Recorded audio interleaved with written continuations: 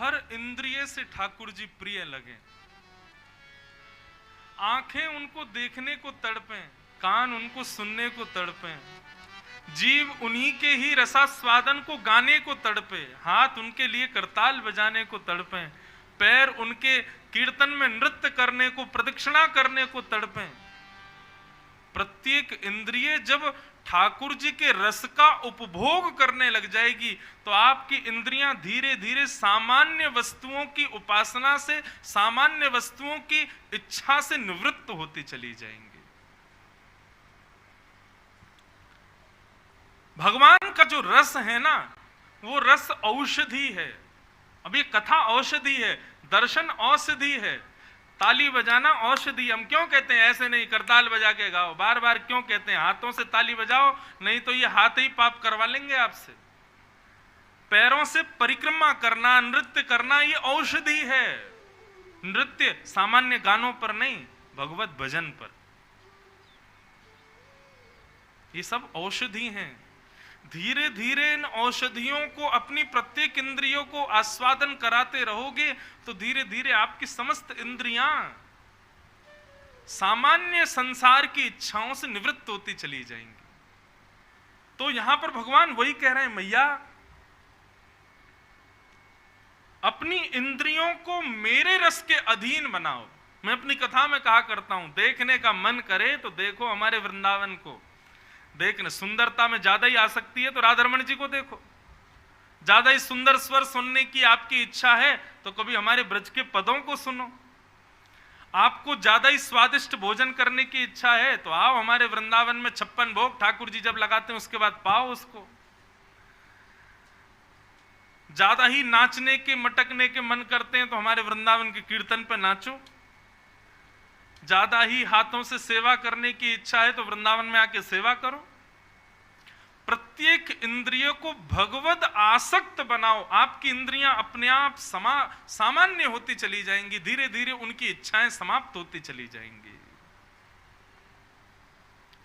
फिर भगवान दूसरी बात कहते हैं, चेतः खलवस्य बंधाय रतंबा पुंष मुक्तये गुणेषु सक्तं बंधाय मुक्तये चात्मनोमतम्।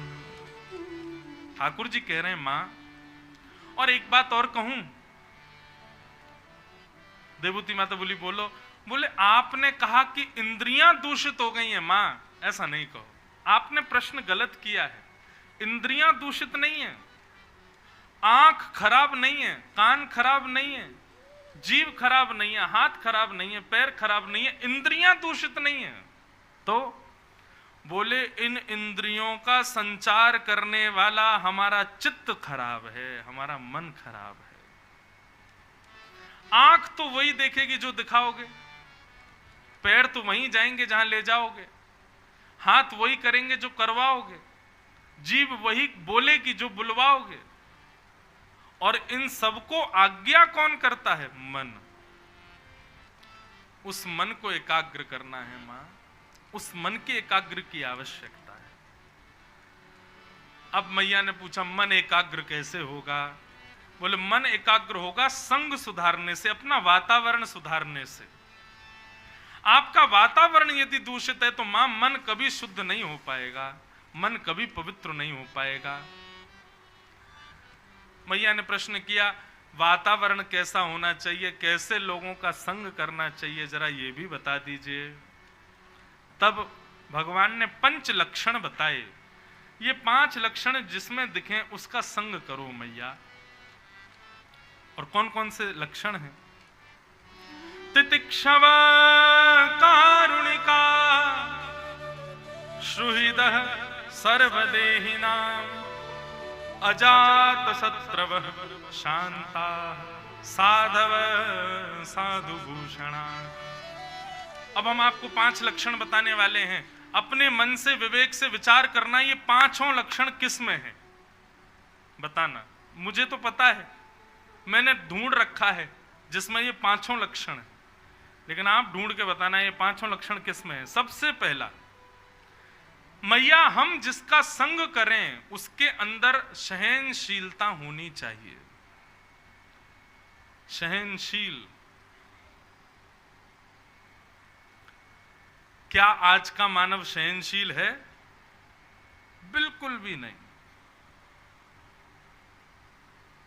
सहन शक्ति बिल्कुल नहीं है हम लोगों में। और सहन शक्ति का यदि पैमाना पता करना हो कि इसके अंदर कितनी सहनशीलता है, उसके दुर्गुणों को उसके मुंह पे बोल दो जाके। कोई कितना भी बड़ा ये कहते हैं महाराज जी बहुत भजन करते हैं, पूरे दिन भजन ही करते रहते हैं, पूरे दिन माला जपते रहते हैं, गंगा जी का ही दर्शन करते हैं और ऐसे रहते हैं वैसे रहते हैं। तो ऐसा नहीं कि परीक्षा की भाव से, लेकिन किसी ना किसी रूप से आप उसकी परीक्षा करनी हो कि इसमें ये भजनानंदी है तो उसकी सहनशीलता देखो। और सहनशीलता का पता चले सामने वाले के अवगुण उसके मुंह पे सुनाओ। तुम ऐसे हो, तुम ऐसा करते हो, तुम ये करते हो, तुम्हारे अंदर ये दुर्गुण है, तुम ये हो। अगर वो आग बबूला हो जाए तो समझ जाना सब भजन वजन इसका आडंबर है। लेकिन सुनने के बाद भी सुनता रहे, समत्व भाव से सब स्वीकार करता रहे। कथा आती है बुद्ध भगवान। एक बार बुद्ध भगवान को जाकर के किसी ने खूब भला बुरा कहा, खूब गालियां दी, खूब कहा गया है तुमने सब संसार का आडंबर कर रखा है, इतने लोगों को सन्यासी बना दिया, ये कर दिया वो कर दिया, और ना जाने क्या क्या नहीं कहा। तो जब वो बोलने वाला बोलता रहा तब तक तो बुद्ध भगवान सुनते रहे। जैसे ही वो शांत हुआ, थक गया बोलते बोलते, तो बुद्ध भगवान उसके चरण में प्रणाम करके कहते हैं, बोले भैया तुमने मुझे इतना कुछ दिया, लेकिन मैं क्या करूं, मेरे पास तुम्हारे लिए कुछ देने को है ही नहीं। तुमने मुझे कितनी सारी बातें सुनाई, लेकिन मेरे को ऐसी बातें बोलना आता ही नहीं, मैं तुमको उल्टा नहीं दे पा रहा हूं, इसका मुझे बड़ा कष्ट है। तुमने जो कुछ भी कहा सब सत्य है भैया, सब सामान्य है, मैं ऐसा ही हूं, आपने जो भी कहा ये सब सत्य है, मेरे अंदर कोई योग्यता नहीं। आदि आदि बातें कही, जैसे ही कही महाराज सामने वाला व्यक्ति बोला इतना कुछ कह दिया, उसके बाद भी इतना सहनशील, चरणों में गिर गए, क्षमा कर दो भगवान, मैंने आपको बहुत कुछ कहा लेकिन आपको क्रोध नहीं आया। सहनशील बनो। कई लोग मंदिर में जाते हैं, कान पकड़ते हैं भगवान के आगे, क्यों पता है आपको? ठाकुर जी हमने बहुत पाप किया, आपको सब तो पता है, अभी भी कहीं से पाप करके ही आ रहे हैं, और आपके दर्शन के बाद भी अभी पाप करने ही जाने वाला हूं, सॉरी माफ कर देना, मैं बहुत कामी क्रोधी लोभी मोही सब है मेरे अंदर, आप सब जानते हो नाथ, बस अब क्षमा कर दो।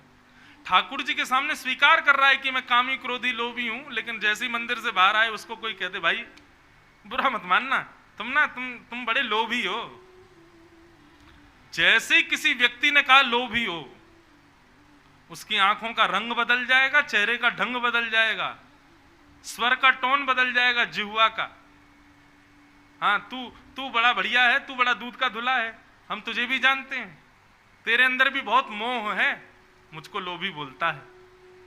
हम 2 मिनट में अपने किसी भाव को स्वीकार नहीं कर पाते। इसीलिए गोस्वामी जी कहते हैं निंदक नियरे राखिए, जो आपकी निंदा आपके मुंह पे कर दे उसको सदैव पास रखो। क्यों? इससे आपको पता चलेगा कि आपके भजन का कितना प्रभाव आपके ऊपर हो रहा है। भजन, कथा, वैष्णव संग, तीर्थ यात्रा ये प्रभाव कर रही है, ये प्रभाव दिखेगा सहनशीलता के रूप में। आप कितना सहन करते हो? यदि सहनशील नहीं हो, सहन नहीं हो रहा, तो भैया ये माला फालाएं सब किनारे रखो, करना बंद करो, कथाओं में भी आना बंद करो। सहनशील नहीं बन पा रहे हो तो आपके लिए आध्यात्म जगत नहीं है, क्योंकि आध्यात्म सहनशील बनाएगा। सहना सीखो, सहो। कोई कितना भी कहे, मैंने तो एक सूत्र आपको पहले दिन ही कथा में बता दिया था, मौनमास्ताम, मौन रहो।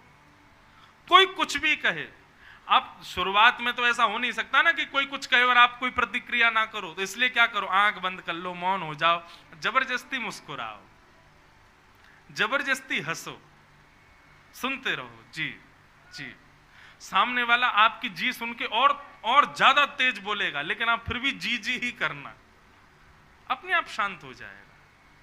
सहनशील बनो। तो मां जिसके अंदर सहनशीलता हो उसका संग करना चाहिए, पहला गुण। दूसरा गुण क्या है? कारुणिका, मतलब दया, जो दया करना जानता हो, जिसके अंदर दया हो, व्यक्ति की परिस्थिति, स्थिति, व्यवहार, स्वभाव देख करके उसके प्रति दया का भाव रखे, ऐसे व्यक्ति का संग करो। उदार बनो, दया करो। तीसरा सहनशीलता, दया। तीसरा है सुहृदः सर्वदेहिनाम, सबका हित चाहने वाला।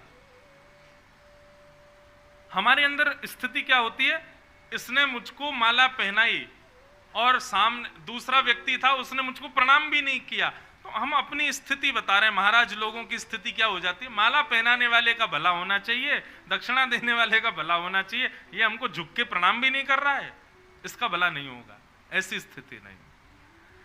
कोई आपको भला करे, कोई आपको सम्मान करे, आपके अंदर भी उसी की भलाई की इच्छा हो, बाकियों के लिए आपके अंदर कोई श्रेष्ठता ना हो, तो ये समत्व हृदय में नहीं, ये समत्वता हृदय में नहीं है, तो आप श्रेष्ठ नहीं हो। आपके लिए माला पहनाने वाला भी उतना ही कल्याणकारी बने जितना कल्याणकारी जीवन आप गाली देने वाले का समझते हो। हे ठाकुर जी, इसका भी कल्याण करना, ये जैसा भी हो इसके ऊपर भी कृपा करना। एक बनारस के ब्राह्मण देवता थे,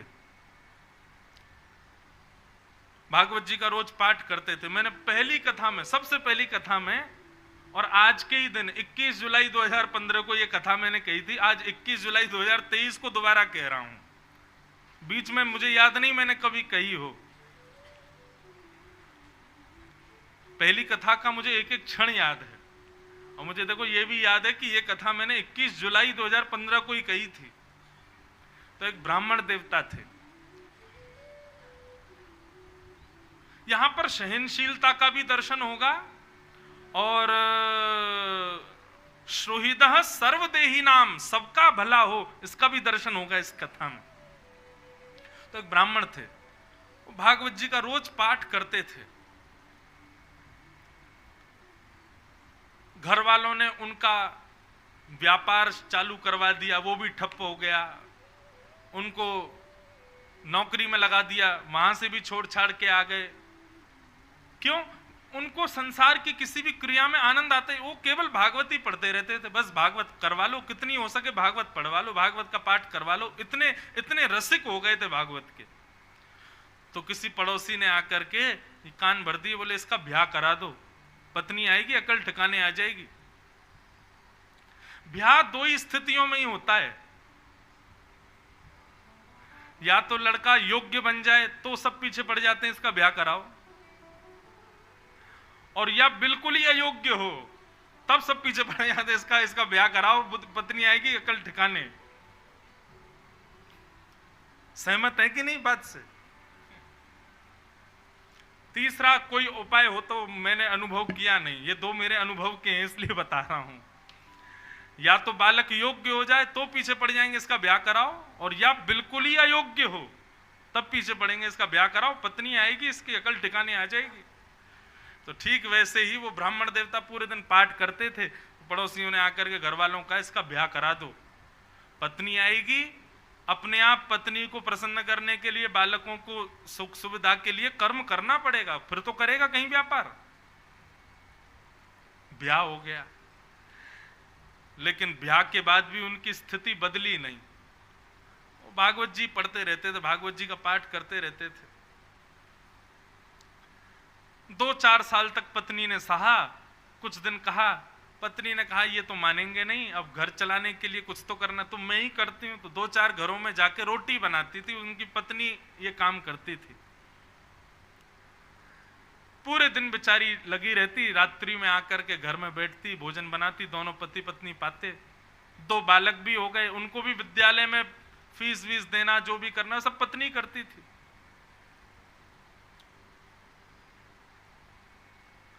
एक दिन उस ब्राह्मण के घर पर कुछ संत पधारे, और संत भी ऐसे समय पर आए जिस समय पर घर का पूरी प्रसादी भोजन सब समाप्त हो चुकी थी, सब पा चुके थे। प्राचीन काल में, प्राचीन भारत में संतों को घर में आने के लिए अनुमति नहीं लेनी पड़ती थी। संत जब जिसके यहाँ जाना चाहें पहुंच जाते थे, और जिनके घर पहुंचते थे वो अपने धनभाग्य मान करके उनको भोजन वगैरह पवाते थे, खुद छत पे सोते थे, उनको कमरों में सुलाते थे। ये प्राचीन भारत था, अब का भारत नहीं है।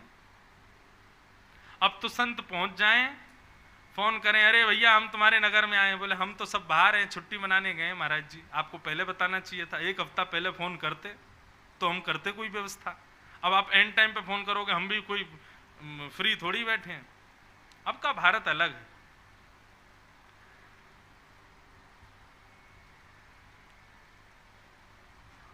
संत आ गए, और संत आकर के सीधे आसन पर बैठ गए, बोले बिटिया लाओ कुछ प्रसादी पवाओ। अब प्रसादी तो कुछ थी नहीं, और कभी रसोई में जाए, कभी कहीं जाए, कभी कुछ करे, कभी कुछ करे, कोई योग्य कुछ भी साधन नहीं मिला। बार बार बिटिया को इधर से उधर भागते देख संत समझ गए कि हम गलत समय पे आ गए हैं, यहाँ पे अभी कोई व्यवस्था है नहीं।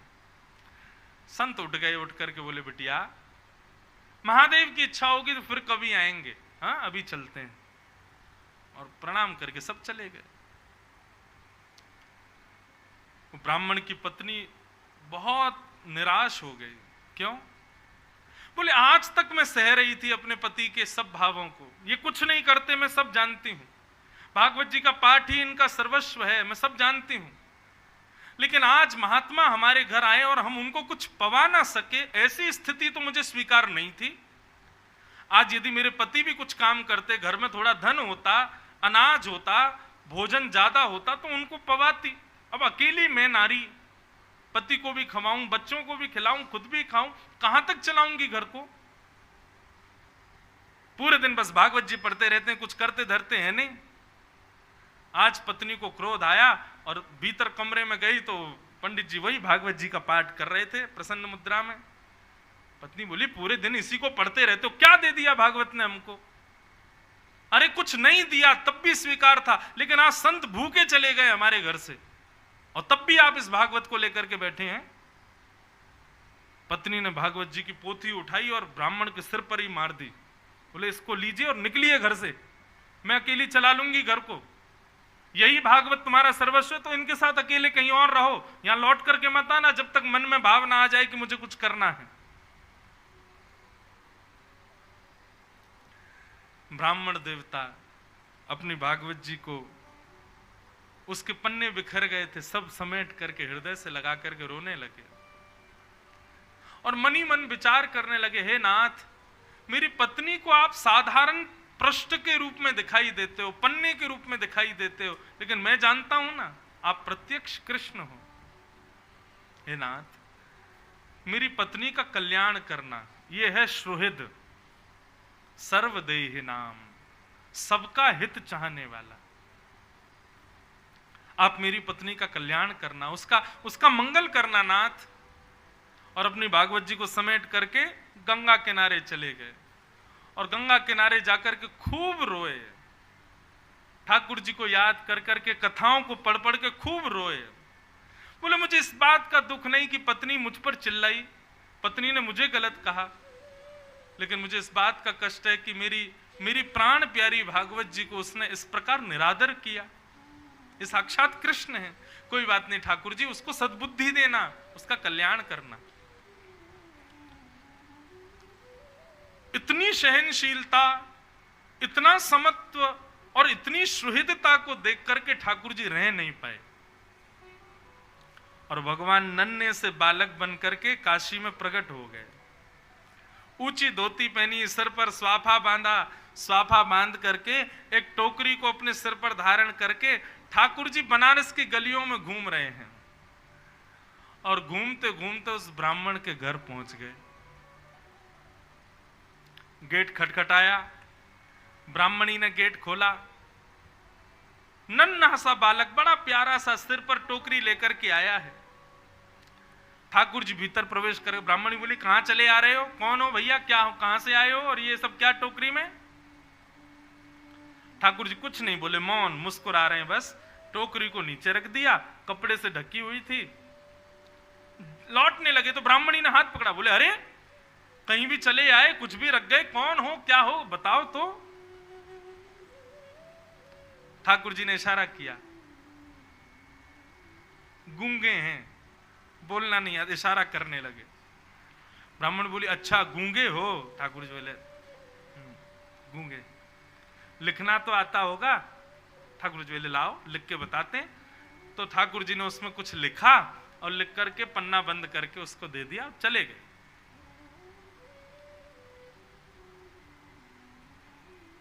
ठाकुर जी ने क्या लिखा था कि आपके पति, जो भी उनका नाम, वे मेरे यहां मजदूरी करते हैं और आज से नहीं बचपन से मेरी मजदूरी कर रहे हैं, लेकिन आज तक उन्होंने अपना वेतन मुझसे नहीं लिया है।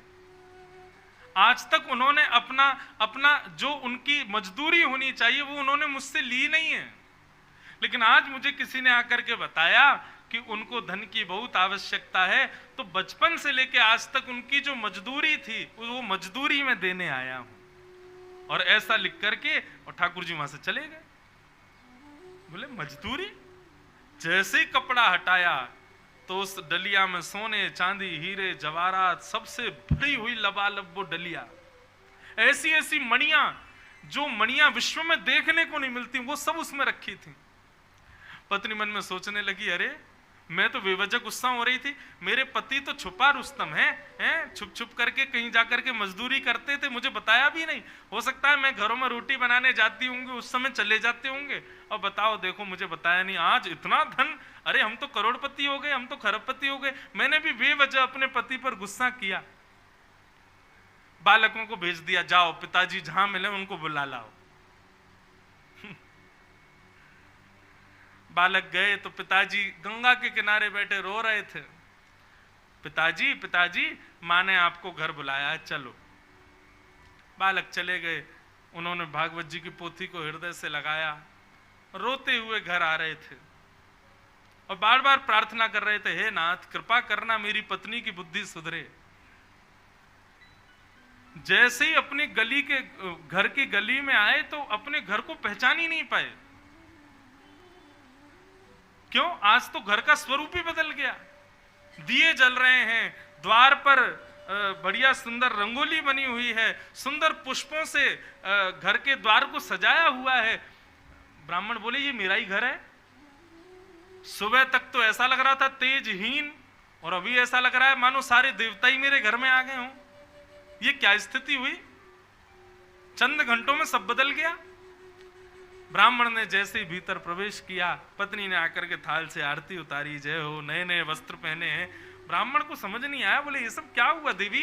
सुबह तो तुम बड़ी नाराज थी, हैं? सुबह तो हमारी पोती हमारे सिर पे मार दी, भगा दिया घर से, और हमारी आरती उतार रही हो, ये सब क्या हुआ? ब्राह्मणी बोली आपकी चोरी पकड़ी गई। बोले मेरी चोरी कौन सी?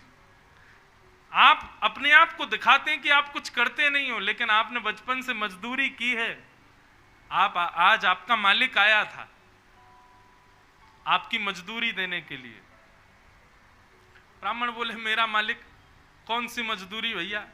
बोले हाँ गूंगा मालिक आया था, आपको बोलना नहीं आता, उसको गूंगा है ना वो। ठाकुर जी ब्राह्मण देवता बोले गूंगा मालिक? कैसा मालिक है भैया? क्या मजदूरी देके गया? कक्ष खोल करके दिखाया तो डलिया रखी थी, सोने चांदी हीरे जवाहरात सब उसमें रखे थे।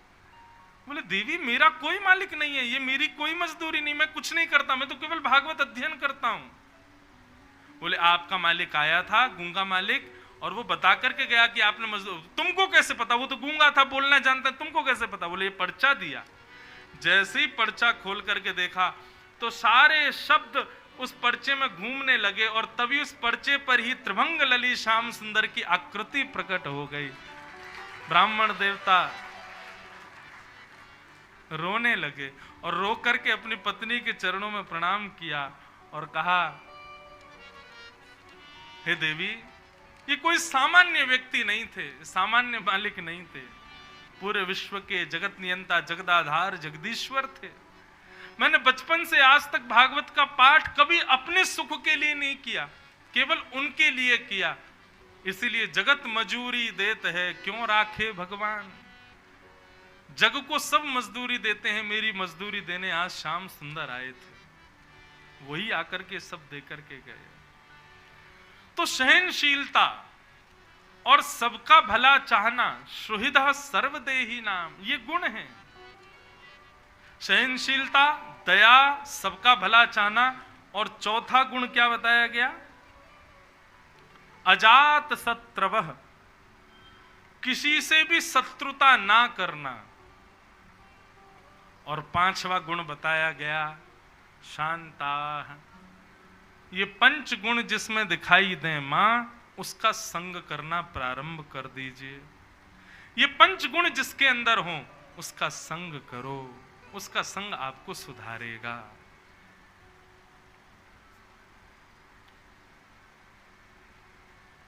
ये पंच गुण, अब बताओ ये पांचों गुण किसमें हैं? सहनशीलता, दया, सबका भला चाहना, और अजात शत्रु, किसी से शत्रुता ना करना, और शांत रहना। ये पंच गुण किसके अंदर है? सामान्य व्यक्तियों में तो आपको ये पांचों गुण नहीं मिलेंगे, कभी नहीं मिल सकते। परंतु ये पांचों गुण यदि हमसे पूछो तो किसमें है? गौ माता, गाय में है। गाय में ये पांचों गुण है। गाय सहनशील भी है, गाय दया भी करती है, गाय सबका हित भी चाहती है, गाय किसी से शत्रुता नहीं मानती, और गाय शांत रहती है, मौन। और दूसरा ये पांचों गुण किसमें है? वृक्ष, वृक्षों। इसलिए वैष्णव सबसे ज्यादा गौ सेवा और वृक्ष सेवा। कहीं भी भजन करना होगा, वृक्ष के नीचे बैठेंगे, भगवान भी वृक्ष के नीचे बैठेंगे, गौ की सेवा करेंगे। क्यों? क्योंकि ये पंच गुण, इन पांचों गुणों से युक्त ये दो ही हैं पृथ्वी पर। लेकिन बंधुओं, ये पांचों गुण किसी में नहीं मिलते, तो अपने अंदर लाने का प्रयास करो, धीरे धीरे अपने भीतर लाओ। ये पंच लक्षणों से युक्त जो हो मैया, उसका संग करना प्रारंभ कर दो। उसके संग से आपका जीवन अपने आप धीरे धीरे सुधर जाएगा। इस प्रकार भगवान पंच लक्षणों का गुण बताते हुए मैया को उपदेश दे रहे हैं।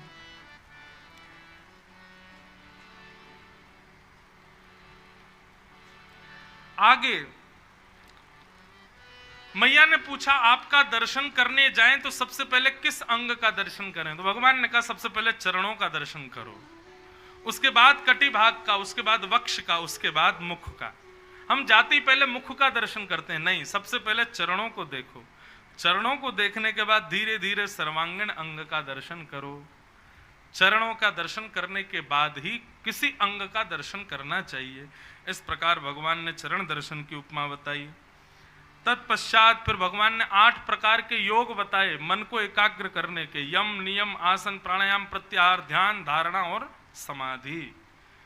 इन अष्टांग योगों के द्वारा मन को एकाग्र कीजिए। मन की एकाग्रता बताते हुए फिर आगे और भी कई प्रश्न किए, सबका उत्तर देते हुए भगवान ने मैया को सबके उत्तर प्रदान किए, मैया के संशय दूर किए। और अंत में भगवान ने मैया से पूछा, मैंने आपको जितने प्रश्न किए सबका उत्तर दिया, आपको क्या समझ आया, आप बताओ। तब मां ने कहा, अहो वतस्वपचोतो गरीयान यज्जिह्वाग्रे वर्तते नाम तुभ्यम ते पुस्तपस्ते जुहुवु शुष्णिरार्या ब्रह्मानुचूर्णाम गृणन्ति ये ते। वो स्वपच जाति में भक्ष भक्ष खाने वाले कुल में भी पैदा हुआ बालक क्यों ना हो, यदि वो आपका नाम गुणगान करता है, उसकी जीव पर आपका नाम विद्यमान होता है, तो आपका नाम ही उसका कल्याण कर देता है। आपके नाम में इतनी सामर्थ्य है नाथ। भगवान की नाम की प्रधानता बताते हुए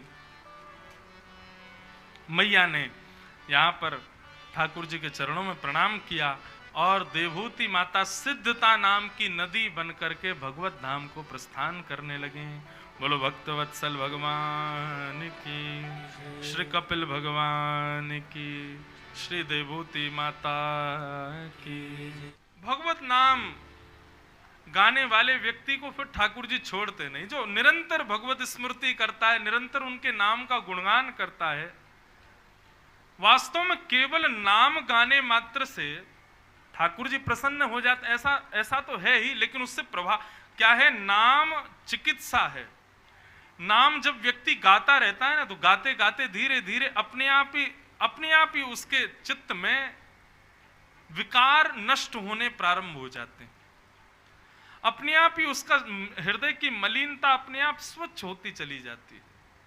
भगवान उससे फिर प्रसन्न हो जाते हैं। इसलिए भैया, हरि नाम, भगवत नाम, भगवान नाम गुणानवाद निरंतर बना रहे, 24 घंटे हरि स्मृति हमारी जिह्वा पर बनी रहे, इसका विचार करो। इसका कोई ना कोई उपाय स्वीकार करो। भगवान नाम,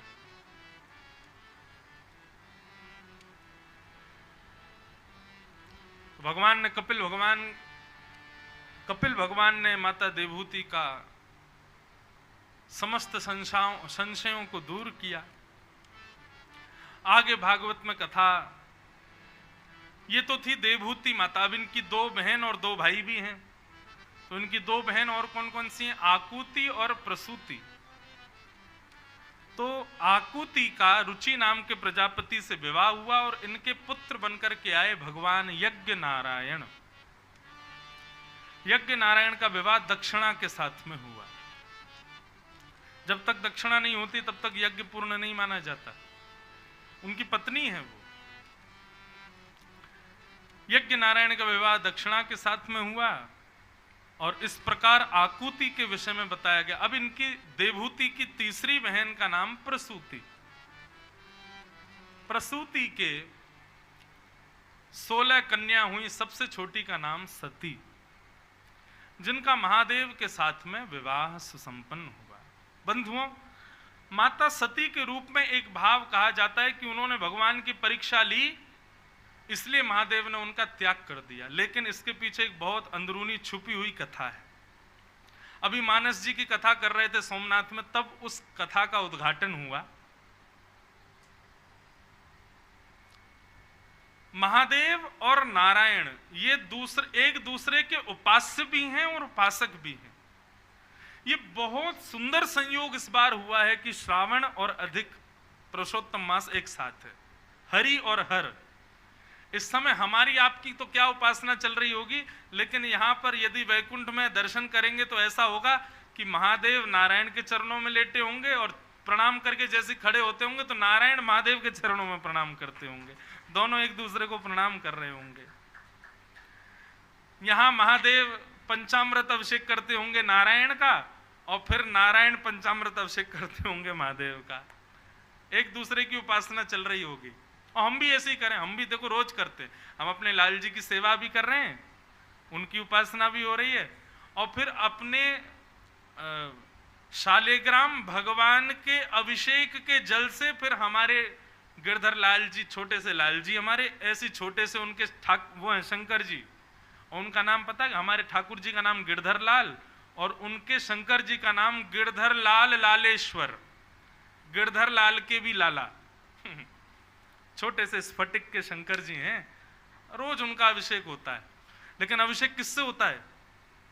हमारे ठाकुर जी का जिससे स्नान होता है उस जल से शंकर जी का स्नान होता है। गंगा सबसे प्रिय है महादेव को। गंगा को अपने सिर पर धारण करते हैं। क्यों? क्योंकि गंगा नारायण के चरणों से निकली, इसलिए महादेव उससे स्नान करते हैं, उसको अपने सिर पर धारण करते हैं। तो महादेव और नारायण इन दोनों की भक्ति ऐसी एक दूसरे के प्रति, या महादेव भक्ति करते हैं तो फिर नारायण भी सोचते हैं इन्होंने इतनी की तो इससे दुगनी मैं इनकी करूंगा। तो क्या हुआ, एक बार भगवान कमल, सहस्त्र कमल चढ़ा रहे थे महादेव को। 1000 स्वर्ण के कमल। स्वर्ण कमल। अच्छा एक बात बताऊं आपको, महादेव के मंदिर में जब भी जाओ, चाहे विल्लुपत्र चढ़ाओ, पुष्प चढ़ाओ, कोई टोना टोटका नहीं बता रहा हूं मैं एक सामान्य भक्ति भाव बता रहा हूं। महादेव के मंदिर में जाओ, महादेव के ऊपर जल चढ़ाओ, चाहे अभिषेक करो, चाहे विल्लुपत्र चढ़ाओ, चाहे पुष्प चढ़ाओ, चाहे माला पहनाओ, अधिकतर लोगों का स्वभाव होता है कि मंदिर में जाते हैं ओम नमः शिवाय, ओम नमः शिवाय, ओम नमः शिवाय, ओम नमः शिवाय, ओम नमः शिवाय, ओम नमः शिवाय बोलते हैं। मेरा ऐसा मानना है, महादेव को महादेव का ही नाम सुनाओगे उससे उनको शायद इतनी प्रसन्न, ऊब गए होंगे अब तो, सुन सुन के पक गए होंगे, पूरे दिन मेरा ही नाम गाते रहते हैं। महादेव के सन्मुख जाके उनको जो प्रिय है वो नाम गाओ। मैं रोज अभिषेक करता हूं, लेकिन अभिषेक करते समय मेरे मुख पर होता है श्री राम जय जय राम। और हमने एक श्रृंगी बनवाई है बनारस से, वो जो श्रृंगी जिससे अभिषेक होता है उस पर भी राम राम राम राम राम राम, पूरी श्रृंगी पर राम लिखा है। लोग ओम नमः शिवाय लिखवाते हैं, हमने कहा नहीं, गंगा जल पंचामृत इस राम नाम के शब्द से स्पर्श करके तब महादेव को जाए तो महादेव भी प्रसन्न होंगे। मेरे राम आ रहे हैं, नारायण नारायण नारायण, श्री राम जय जय राम, ऐसे नामों का उच्चारण करते हुए महादेव पर जल चढ़ाओ, पुष्प चढ़ाओ, बिल्वपत्र चढ़ाओ, महादेव और प्रसन्न हो जाएंगे, अति प्रसन्न हो जाएंगे। ओम नमः शिवाय सुनने से ठीक है थोड़े खुश होते होंगे, लेकिन राम नाम और नारायण नाम सुनकर के महादेव नृत्य करने लग जाते होंगे, वाह मेरा कोई, मेरे प्रेमी का प्रेमी आया है, वो प्रसन्न हो जाते होंगे।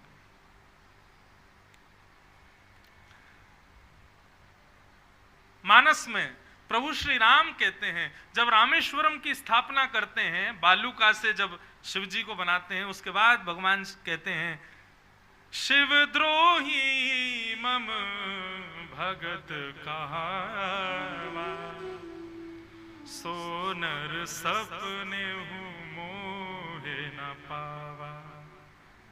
जो शिव से द्रोह करता है और मेरी उपासना करता है, राम जी कहते हैं, वो नर मुझे स्वप्न में भी नहीं देख पाएगा। और यही बात महादेव कहते हैं, जो राम जी से विद्रोह करता है और मेरी उपासना करता है, वो स्वप्न में भी मुझे पा नहीं सकता, मेरी प्राप्ति नहीं कर पाएगा। इसलिए राम जी से द्रोह किया रावण ने, तो भले ही रावण के गुरु जी थे महादेव, लेकिन अपने 11वें रुद्र के रूप में महादेव ही हनुमान जी बनकर के आए और रावण को मारने में कारक बने। क्यों? क्योंकि शिव के उपास्य राम जी से विद्रोह किया रावण ने। इसलिए हनुमान जी महादेव के ही रूप में, महादेव का ही रूप हैं हनुमान जी। अपने शिष्य को मारने आए, बोले भले ही मेरा भगत हो लेकिन मेरे ही इष्ट से ईर्ष्या करता है। तो कथा बंधुओं ऐसे है कि सती का जो प्रसंग है ना, उसके पीछे एक बड़ी अंदरूनी कथा है। कथा ऐसी है कि एक दिन भगवान सहस्त्र स्वर्ण कमल चढ़ा रहे थे महादेव को, और सहस्त्र कमल चढ़ा रहे थे, 999 चढ़ाए, जैसे ही 1000वां कमल उठाने लगे तो महादेव ने एक कमल गायब कर दिया। अब एक कमल नहीं मिला तो नारायण भगवान खोजने लगे, बोले कहां चला गया कमल, मेरी उपासना अधूरी रह जाएगी, आसन से उठ नहीं सकते, आसन सिद्ध है। महादेव बोले अब मजा आएगा, अब पता चले इनका संकल्प पूरा नहीं हो पाएगा, क्योंकि संकल्प कर चुके हैं कि 1000 कमल चढ़ाना है। भगवान ने बहुत देर खोजा, नहीं मिला तो महादेव मुस्कुराने लगे, बोले अब कहो नाथ संकल्प पूर्ण कैसे होगा आपका। तो नारायण भगवान बोले उपाय है। बोले क्या? विश्व के सब लोग मेरे सर्वांगीण अंगों को कमल अर्पित, कमल का उपमा देते हैं, हस्त कमल, चरण कमल, नेत्र कमल, नासिका कमल, मुख कमल, सब मेरा कमल ही कमल है। तो महादेव को जाकर के हृदय से लगा लिया, बोले मैं खुद ही कमल आपको अर्पित करता हूं, खुद को अर्पित कर रहा हूं। और जैसे ही महादेव को अपने हृदय से लगाया, महादेव भीग गए, नेत्र सजल हो गए। और महादेव ने आज घोषणा कर दी कि शिव का सबसे बड़ा भक्त यदि कोई है तो वो श्रीमन नारायण है, ये चतुर्भुज नारायण है, सबसे बड़े बड़े मेरे भक्त यही हैं। अब ये बात जैसे महादेव ने कही तो नारायण भगवान बोलने लगे, बोले अरे आपने हमको बड़ा बता दिया। अब देखो भक्ति में भी बड़ा बताना, ये भी भगवान को कष्ट दे रहा था कि आपने हमको बड़ा क्यों बताया, हम भी आपको बड़ा बताएंगे। आप भी हमारे सबसे बड़े भक्त हो। महादेव बोले सिद्ध करके दिखाओ। बोले समय आने तो सिद्ध करेंगे। और सिद्ध कैसे हुआ? जब सती और शंकर जी दोनों राम कथा सुनकर के निकले तो वन में विचरण करते हुए जा रहे थे, तभी राम और लक्ष्मण दोनों सीता जी के विरह से आतुर रुदन करते हुए घूम रहे थे। और दूर से ही जैसे ही महादेव ने देखा, राम जी को तुरंत दंडवत प्रणाम किया। सती को बोला प्रणाम करो। बोले क्यों, ये कौन है? ये बोले वही है जिनकी कथा हम सुन के आ रहे हैं। सीता जी का हरण कर लिया है रावण ने, उनको खोज रहे हैं, जल्दी प्रणाम करो, ये वही जा रहे हैं। तो सती कथा तो सुन करके आई थी, लेकिन दर्शन करने में उसको विश्वास नहीं हो रहा है कि ये भगवान है। अब ये कथा तो हम सबको पता है, लेकिन इसके पीछे अंदरूनी भाव है, कुछ अंत में पता चलेगा। सती को लगा कि ये भगवान नहीं हो सकते। अरे भगवान तो निर्विकार निरीह हैं, निर्विकल्प हैं, उनको मोह नहीं हो सकता। ये पत्नी के मोह में रो रहे हैं, ये भगवान कैसे हो सकते हैं? तो उनकी परीक्षा लेने के लिए सती सीता जी का रूप धारण करके गई और कुछ नहीं किया, बस राम जी के आगे आगे चलने लगे। लक्ष्मण जी और राम जी दोनों ने जब सती को देखा, सीता जी का रूप धारण करके गई थी, लेकिन जैसे ही सती ने पीछे मुड़ के देखा तो राम जी हाथ जोड़ के खड़े थे और प्रणाम करते हुए बोले, मां अकेली आई हो, महादेव नहीं आए साथ में? अब तो सती घबराई, बोले कि मैं तो सीता का रूप धारण कर, इन्होंने पहचान लिया मुझको। तुरंत भागी वहां से, दौड़ करके महादेव के पास गई। महादेव बोली क्या हुआ? बोले नहीं, मैं तो दूर से दर्शन में आनंद नहीं आया, पास से देखने गई थी भगवान को कैसे दिख रहे हैं। परंतु महादेव तो जानते हैं क्या हुआ है। महादेव जब लौट करके आए तो बंधुओं, सती इतनी प्रिय है भगवान महादेव को कि भगवान शिव अपने गलों में मुंडों की माला भी जो धारण करते हैं ना, एक बार पार्वती ने क्रोध करके पूछ लिया मुंड माला किसकी पहनते हो? तो भगवान महादेव ने स्पष्ट कर दिया, बोले हम तो अमर हैं, परंतु हर बार कुछ समय के बाद आपको जाना पड़ता है, तो आप जब चली जाती हैं तब आपके मुंडों को ही हम अपनी माला में पहन लेते हैं और सदैव अपने हृदय से लगा करके। इतनी प्रिय है सती, वही सती पार्वती बन के आई, वही हर कल्प में नए नए रूप धारण करके सती ही आती हैं भगवान के पास। इतनी प्रिय है सती, कभी अपने से अलग नहीं करते सती को। लेकिन आज भगवान की सेवा में परीक्षा ली सती ने, तो महादेव जो आसन सदैव अपने बगल में लगाते थे, वो आसन बगल से हटा करके आज सामने लगाया, त्याग कर दिया सती का। और जैसे ही आसन सन्मुख लगाया, सती समझ गई कि मेरा त्याग हो गया है। हम लोग कथा यहीं तक जानते हैं कि भगवान शिव ने सती का त्याग कर दिया, और उसके बाद में फिर आगे कथा आती है कि वो वहां जाकर के सती ने अपने आप को सती कर दिया कि अब इस देह को वो स्वीकार नहीं करेंगे। लेकिन वास्तविकता इसमें क्या थी? वास्तविकता इसमें यही थी कि सती एक बार नारायण के पास गई और नारायण से जाकर के कहीं, बोले हमारे महादेव बड़े व्याकुल रहते हैं। नारायण बोले क्यों? बोले वो सहस्त्र कमल वाली कथा में आपने खुद को अर्पित किया, तो भगवान हमारे महादेव ने आपको अपना सर्वश्रेष्ठ भक्त बता दिया। तब आपने कहा था कि हम भी आपको सर्वश्रेष्ठ भक्त बताएंगे। तो वो सदैव इसी चिंतन में रहते हैं कि मैं तो इतना बड़ा त्याग कर ही नहीं सकता। नारायण ने तो अपने संपूर्ण देह का मुझ पर त्याग कर दिया, संपूर्ण शरीर ही मुझको अर्पित कर दिया, मैं क्या त्यागूं उनके लिए? उनको सदैव यही चिंता रहती है। तब नारायण भगवान ने बताया, बोले देखो महादेव को सबसे प्रिय हो आप, मेरे लिए यदि वो आपका त्याग कर देंगे तो वो मुझसे भी श्रेष्ठ भक्त हो जाएंगे।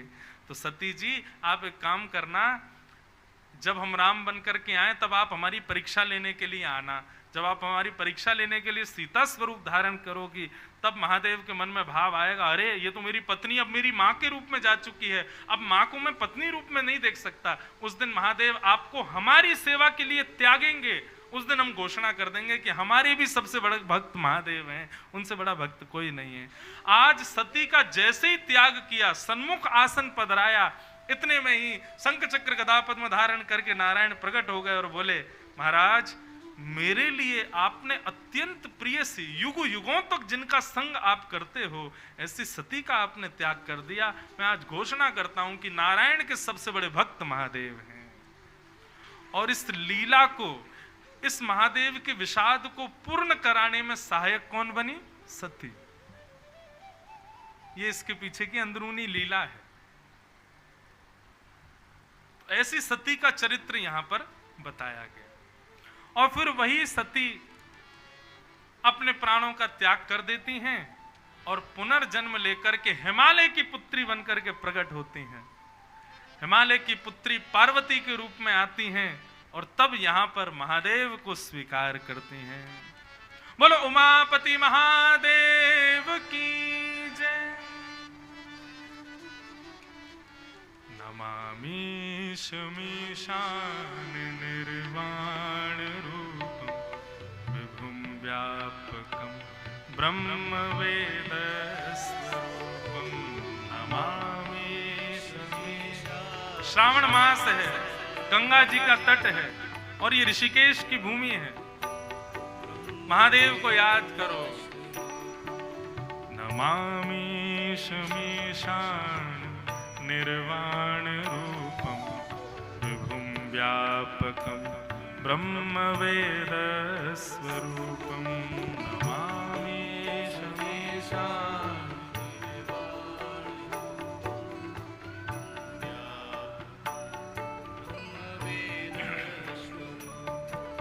निजं निर्गुणं निर्विकल्पं निरीह चिदाकाशमाकाशवासं भजेऽहम्। निर्गुणं निर्विकल्पं निरीहं चिदाकाशमाकाशवासं भजेऽहम्। निराकारमोङ्कारमूलं तुरीयं गिराज्ञानगोतीतमीशं गिरीशं करालं महाकालकालं कृपालं गुणागार संसार पारं नतो नमामि शमीशान निर्वाण रूपं ब्रह्म वेद स्वरूपं नमामि शमीशान निर्वाण रूपं ब्रह्म वेद तुषाराद्रिशङ्काशगौरं गम्भीरं मनोभूतकोटि प्रभाश्रीशरीरं स्फुरन्मौलिकल्लोलिनी चारुगङ्गा लसत्फालबालेन्दु कण्ठे भुजङ्गा नमामि शमीशान निर्वाण ब्रह्म वेद स्वरूपं नमामि शमीशान निर्वाण ब्रह्म वेद स्वरूपं चलकुण्डलं भ्रूसुनेत्रं विशालं प्रसन्नाननं नीलकण्ठं दयालं मृगाधीशचर्माम्बरं मुण्डमालं प्रियं शङ्करं सर्वनाथं भजामि नमामि शमीशान निर्वाण रूपं ब्रह्म वेद स्वरूपं नमामि शमीशान निर्वाण ब्रह्म वेद स्वरूपं प्रचण्डं प्रकष्टं प्रगल्भं परेशम् अखण्डं अजं भानुकोटि प्रकाशं त्रियः शूलनिर्मूलनं शूलपाणि भजेऽहं भवामि पतिं भावगं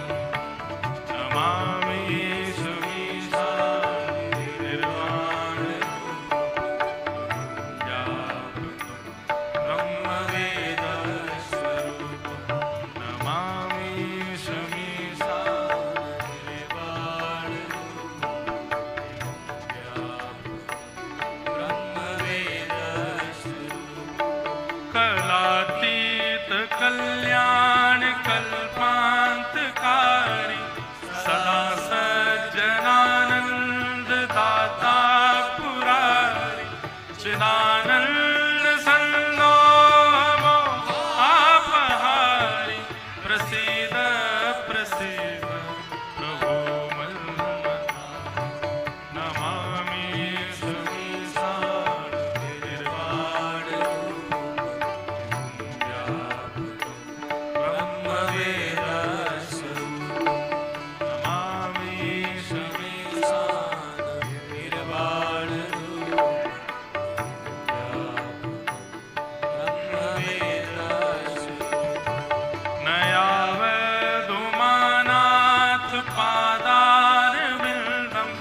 भजन्ति हलोके परेवानराणा न तावत् सुखं शान्ति संतापनाशं प्रसीद प्रभो सर्वभूतादिवासं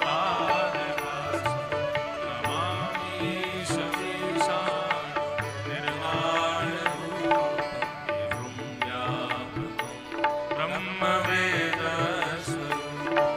नमामि शमीशां निर्वाणरूपं व्यापकं ब्रह्मवेदस्वरूपं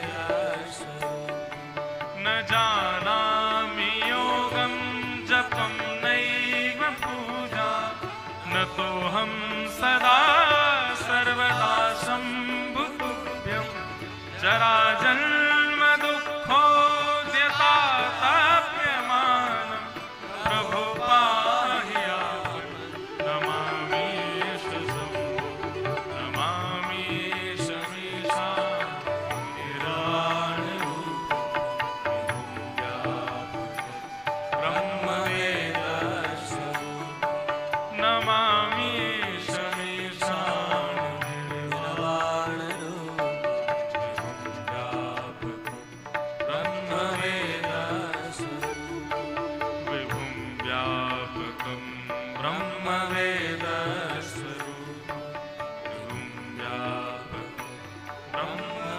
नमः पार्वती पतये हर हर महादेव।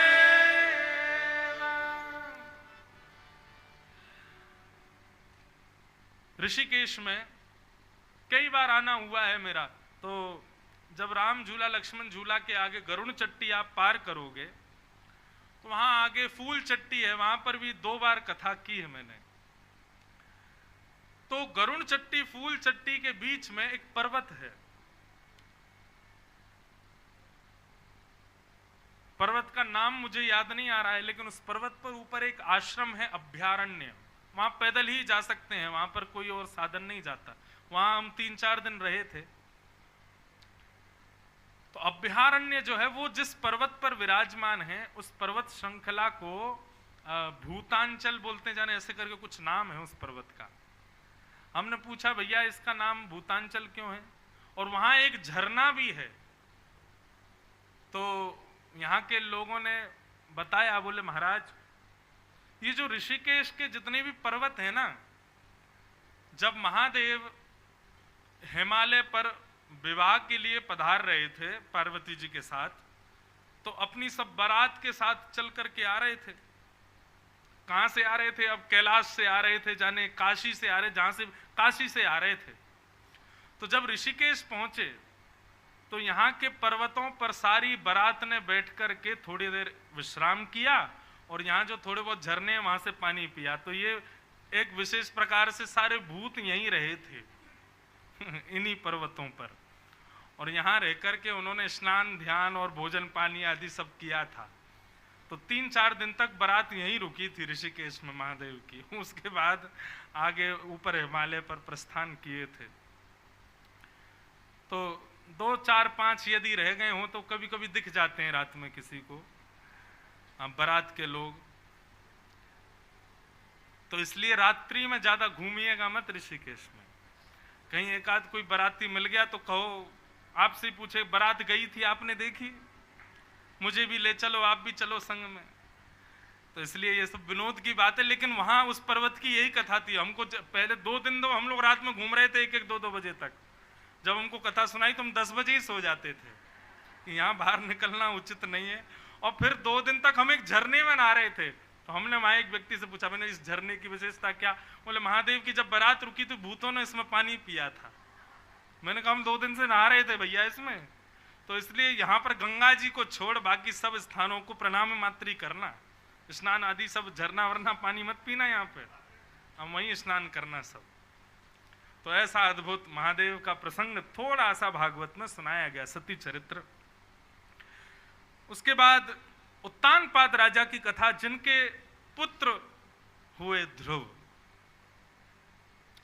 उत्तानपाद राजा की 2 पत्नी हैं, सुनीति और सुरुचि, और दोनों से एक एक पुत्र हुए, उत्तम और ध्रुव।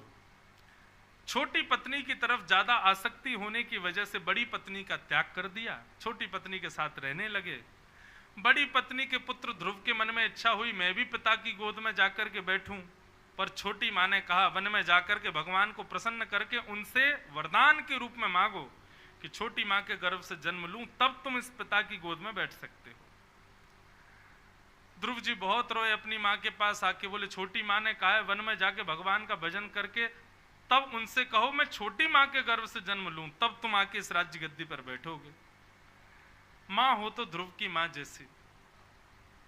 ध्रुव की मां ने समझाया बेटा, मां ने क्या क्या कहा सब बातों को विशेष ध्यान मत दो, ये कहा वन में जाके भगवान का भजन करो, इस बात को स्वीकार करो। श्रोता के 4 लक्षण होते हैं, सुनने वाले के 4 लक्षण होते हैं, चातक, हंस, मीन और सुक। इन सब विषयों पर मैंने कई बार विस्तार से प्रवचन किया है, पर थोड़ा सूक्ष्म में कह चलूं, अब कृष्ण जन्म भी करना है, कथाएं बहुत हैं। तो चातक का स्वभाव होता है कि वो गंगा जल भी नहीं पीता, प्यास लगती है तो। गंगा जल जिनकी वेद पुराणों में इतनी महिमा बताई गई, चातक उस गंगा जल को भी नहीं पीता। क्यों? क्योंकि वो प्रेमी होता है बादल से गिरने वाले स्वाति के जल का, और अपने प्रेम के आगे उसको दुनिया के कितने भी लोग वेद पुराण कहते हैं गंगा का जल ऐसा, गंगा का जल वैसा, लेकिन चातक कहता है कितना भी हो, लेकिन मेरा प्रेमी तो काले बादलों का जल है, मैं उसी को ही पान करूंगा, उसके आगे चाहे अमृत क्यों ना रख दो मैं उसको स्वीकार नहीं करूंगा। कथा का श्रोता प्रेमी ऐसा ही होना चाहिए। उसको कितने भी प्रलोभन दिए जाएं, ऐसा कर लो ऐसा कर लो, लेकिन कथा का समय है तो उस समय सारे प्रलोभनों को छोड़े, केवल कथा को स्वीकार करे। ये चातक प्रवृत्ति के श्रोता। हमने देखा है कई बार क्या होता है, जब लोग ऐसे स्थानों पर कथा सुनने आते हैं ना, अब तो ऐसा नहीं होता कि कथा ऐसी सुनाते हैं कि उठ ही नहीं पाता, लेकिन कई बार लोग बाग क्या करते हैं, कथा के समय पर ही चले जाते हैं कहीं भी। और किस भाव से जाते हैं, अरे कल सुन लेंगे, आज घूमे आते हैं थोड़ा। नहीं, आप चातक की प्रवृत्ति के रहो। हमने सुबह की कथा रखी इसलिए था कि पूरे दिन डोलो, सुबह कथा सुन लो, हमको छुट्टी दो, फिर कहीं जाओ। शाम की कथा में बंद जाओगे, क्यों? बोले सुबह उठो, खान पान को, फिर कथा का इंतजार 3 बजे से कथा 6-7 बजे तक, ना सुबह के कच रहे ना रात के। इसलिए हमने सुबह ही कथा रखी, क्योंकि हमको भी कई आश्रमों में जाना होता है, ऋषिकेश आते हैं तो हरिद्वार भी जाना होता है, सुबह कथा करके सब फ्री हैं।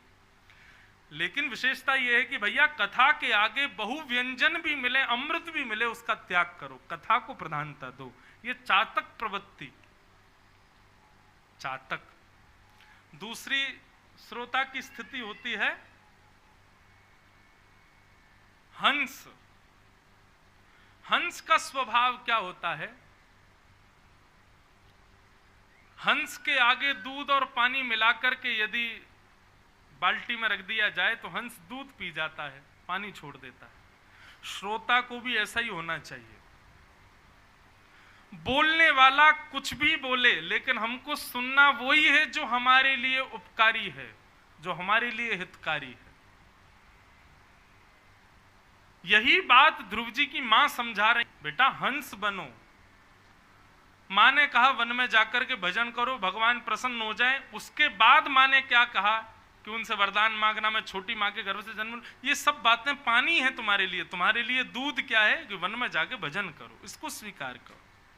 तुम्हारे लिए जो उपयोगी है केवल उसको स्वीकार करो। ध्रुव जी की माँ ने कहा, बेटा तू कल परसों नहीं, अभी इसी वक्त जा और वन में जाके भगवान का भजन करो। तो महाराज वन में गए, नारद किया, नमो भगवते तुभ्यं वासुदेवाय धीमहि प्रद्युम्नाय निरुद्धाय नमः संकर्षणाय च। ओम नमो भगवते वासुदेवाय। बंधुओं, पुरुषोत्तम मास चल रहा है। इस मास में जितना हो सके, मैंने पहले दिन ही कथा में बताया था, सबसे बड़ा नियम क्या है पुरुषोत्तम मास का? भगवत वैष्णवों का दर्शन, भागवत की कथा श्रवण, और वैष्णव जो भगवान के भक्त हैं उनका दर्शन। भगवान के दर्शन की ज्यादा प्रधानता नहीं है, भगवान के भक्तों के दर्शन की प्रधानता है पुरुषोत्तम मास में। और भगवान नाम गुणानवाद, तो भगवान नाम गुणानवाद में कौन सा नाम गाएं? तो सबसे श्रेष्ठ है ओम नमो भगवते। पुरुषोत्तम मास को अधिक मास भी कहते हैं। क्यों? क्योंकि भगवान अधिक मास में, पुरुषोत्तम मास में जो भी कुछ हम करते हैं उसका मल्टीप्लाई इंटू 1000 कर देते हैं। तो आप जो भी करोगे, आप एक गोता लगाओगे तो वो एक काउंट नहीं होगा, वो 1000 ही काउंट होगा। गंगा जी में एक गोता भी लगाओगे तो 1000 ही गिना जाएगा। तो सोचो 10-15 दो गोते लगा लिए तो कितने माने जाएंगे? यहां पर एक बार कथा सुन रहे हो आप लोग, लेकिन मल्टीप्लाई इंटू 1000 ही गिना जाएगा। मतलब आप जब प्रस्थान करेंगे ना ऊपर, तो चित्रकेतु आपका बायोडाटा बताएगा क्या क्या किया, तो उसमें यही गिनेगा, बोले आपने 1000 कथाएं सुनी हैं। आप कहोगे सुनी तो एक ही थी हमने ऋषिकेश में, लेकिन सुनी पुरुषोत्तम मास में, इसलिए अधिक हो गई, उसका 1000 हो गया। लेकिन इन सब के बीच में ये भी ध्यान रखना, यदि आपने किसी एक व्यक्ति का हृदय दुखाया तो वो भी अधिक होगा। आपको इसी बात का पाप लगेगा कि आपने 1000 व्यक्तियों को दुखी किया। आपने किसी एक वैष्णव का अनादर किया तो वह भी अधिक होगा। आपने एक गाली बकी तो वह भी 1000 गालियों में गिनी जाएगी, सब अधिक हो जाएगा।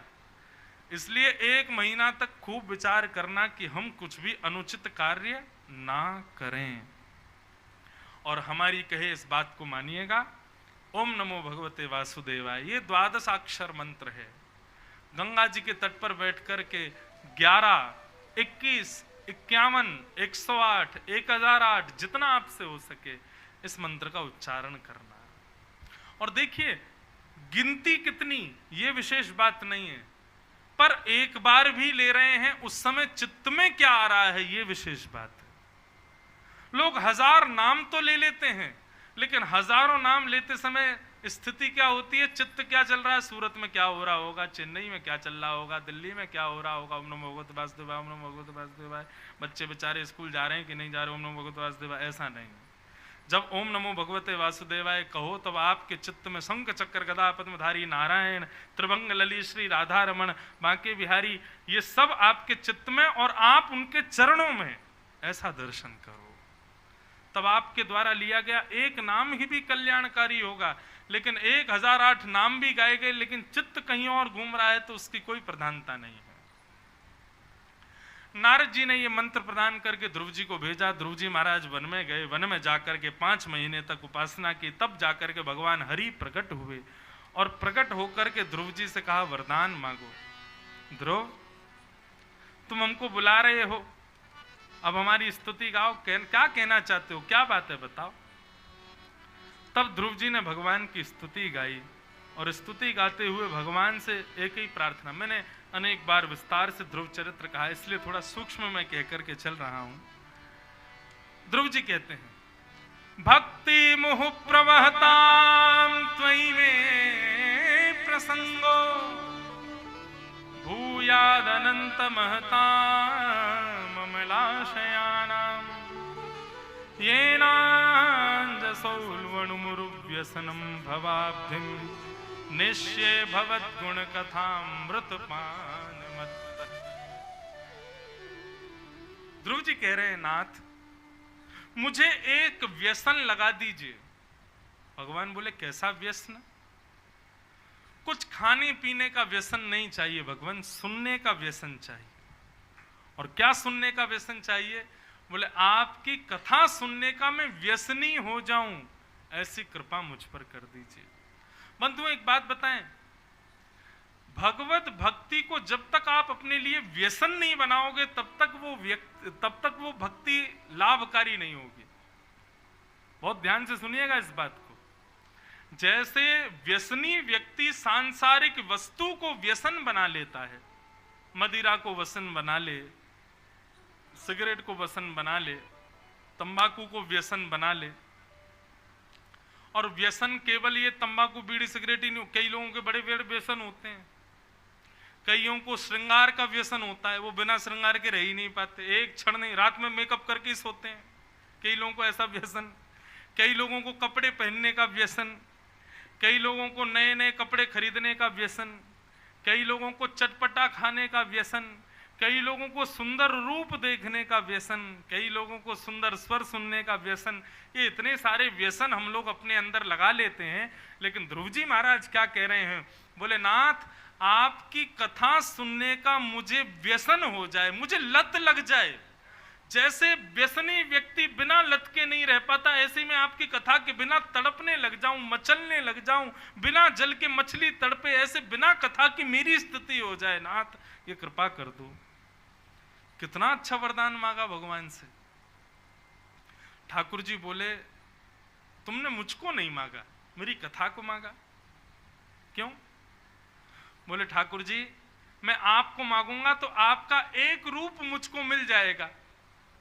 कटाक्ष नेत्र हैं, पतली सी नाक है, सांवले सा स्वरूप है, संग चक्र गदा पद्म धारण करके आप खड़े हो। अब मैं 365 दिन उसी रूप को देखता रहूंगा, लेकिन कथा में वक्ता ना जाने कितने रूपों का दर्शन करा देता है। कथा इसलिए मांग रहा हूं क्योंकि वहां आपके अनंत रूप दिखाई देते हैं। कभी आप अर्जुन का रथ चला रहे हो, आपके चेहरे पर पसीना आ रहा है, आपके अलकावलियां आपके मुखमंडल पर आ रही हैं। कभी आप विराट रूप धारण कर रहे हो, कभी वृंदावन में त्रिभंग लली वंशी बजा रहे हो, गोपियों के संग रास विहार कर रहे हो, सुदामा के गले में गलवैयां डाल के घूम रहे हो, रुक्मणी के साथ विहार कर रहे हो। वक्ता आपके कितने रूपों को दे देता है। मैं आपसे आपका रूप मांगूंगा तो एक ही मिलेगा, लेकिन कथा मांगूंगा तो 1000 रूप प्राप्त होंगे। इसलिए नाथ मुझे आपकी कथा दे दीजिए। अच्छा, एक बात की विशेषता बताएं। मैंने थोड़ा अवलोकन किया कि भागवत में जितने भी भक्त हैं, एक ने भी भगवान को नहीं मांगा। अभी गिनती करते चलो, भगवान को कोई नहीं मांग रहा है। सब भगवान की भक्ति मांग रहे हैं और भगवान की कथा मांग रहे हैं। इसके पीछे कारण क्या है? बंधुओं, हमारी इंद्रियां जो है ना, ये सांसारी इंद्रियां हैं। इन इंद्रियों की लिमिट होती है किसी भी चीज का उपभोग करने की, उससे अधिक ये कर नहीं पाती। उससे अधिक कराओगे तो ये ऊबने लग जाती हैं। इसलिए समस्त इंद्रियों ने कहा, हे नाथ आप कहीं हमको मिल गए और हमारी इंद्रियां कहीं सेवा भाव आदि से सांसारिक होने के नाते कहीं ऊब गई तो हमसे अपराध बन जाएगा। इसलिए आप हमको मत मिलो, हमको वियोगी रहने दो, आपके वियोग में हम रहें, लेकिन आपका वियोग संयोग का अनुभव कराता रहे, उसके लिए आप अपनी कथा हमको दे दो, हमको भक्ति दे दो, ताकि भक्ति के माध्यम से, कथा के माध्यम से आपका एक संयोग भी मिलता रहे और वियोग में हम तड़पते रहें। मैं अपनी कथा में कहा करता हूं, वियोग प्रेम को पुष्ट करती है। जिस व्यक्ति ने वियोग नहीं सहा, वो प्रेम और भक्ति का अधिकारी नहीं बन पाएगा। वियोग सहना अनिवार्य है, वियोग सहना पड़ेगा। वो बात अलग है, किसी को जरूरत ही नहीं है वियोग की तो अलग स्थिति है, लेकिन प्रेम आसक्त जो है, यदि उसको वियोग मिल जाए तो वियोग प्रेम को पुष्ट करता है और दृढ़ कर देता है। ध्रुव जी महाराज ने कहा, हे नाथ कृपा करके आप अपनी कथा रस मुझे प्रदान कर दीजिए, मुझे उसकी लत लग जाए, ऐसी कृपा कर दो। भगवान ने ध्रुव जी के ऊपर कृपा की और कृपा करके भगवान वहां से प्रस्थान कर गए। ध्रुव जी ने 36,000 वर्ष तक राज्य किया और 36,000 वर्ष बाद एक विमान आया, उस विमान पर मृत्यु के सिर पर पैर रख करके ध्रुव जी प्रस्थान कर गए। बोलो भक्तवत्सल भगवान की जय। देखो भक्त चरित्र सबने सुने, कथाएं भी सबको याद होंगी, लेकिन उनके स्तुति में वो विशेषता क्या कहते हैं ये हमको सुनना है। ध्रुव जी ने एक बात और कही भगवान से, क्या कि हे नाथ, योऽन्तः प्रविश्य मम वाचमिमां प्रसुप्तां संजीवयत्यखिल शक्तिधर स्वधाम्ना अन्यांश हस्तचरणश्रवण त्वगादि प्राणान् नमो भगवते पुरुषाय तुभ्यम्। ध्रुव जी कहते हैं, हे नाथ, हमारी आंखों को देखने की शक्ति आपने प्रदान की, कानों को सुनने की शक्ति आपने प्रदान की, जीव को रस लेने की शक्ति आपने प्रदान की, हाथों को कर्म करने की, पैरों को चलने की, समस्त इंद्रियों को शक्ति आपने प्रदान की। लेकिन ये मानव कितना अभागा है,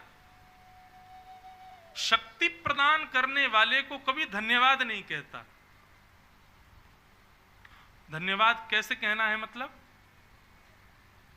अपनी उस इंद्रिय को भक्ति में लगा करके भगवान को धन्यवाद कहो। जैसे कि अभी आप कथा सुन रहे हो, तो कथा सुन रहे हैं, लेकिन एक प्रकार से आप भगवान को कान देने के लिए कानों से धन्यवाद कह रहे हो। हे नाथ, हम आपकी कथा सुन करके, इन कानों से हम संसार को सुनते हैं, लेकिन आज आपकी कथा सुन करके इन कानों से धन्यवाद कह रहे हैं, आपने हमको कान दिए। जब हम दर्शन करने के लिए जाते हैं तो हम नेत्रों से ठाकुर जी को धन्यवाद कहते हैं। इन नेत्रों से हमने संसार देखा, लेकिन ठाकुर जी आज आपको देख करके हम इन नेत्रों से आपको धन्यवाद कह रहे हैं जो आपने हमको नेत्र दिए। ध्रुव जी महाराज वही कह रहे हैं, व्यक्ति को अपनी प्रत्येक इंद्रिय से धन्यवाद देना चाहिए। हम अपनी कथा में कहते हैं, भैया अपनी किसी भी योग्यता को, आपको योग्य हो, आपको सुंदर गाना आता है, सुंदर नाचना आता है, सुंदर भोजन बनाना आता है, सुंदर कुछ भी करना सुंदर आपको आता है। ऐसा हो ही नहीं सकता कि आपके अंदर कोई गुण ना हो, कोई ना कोई गुण तो है।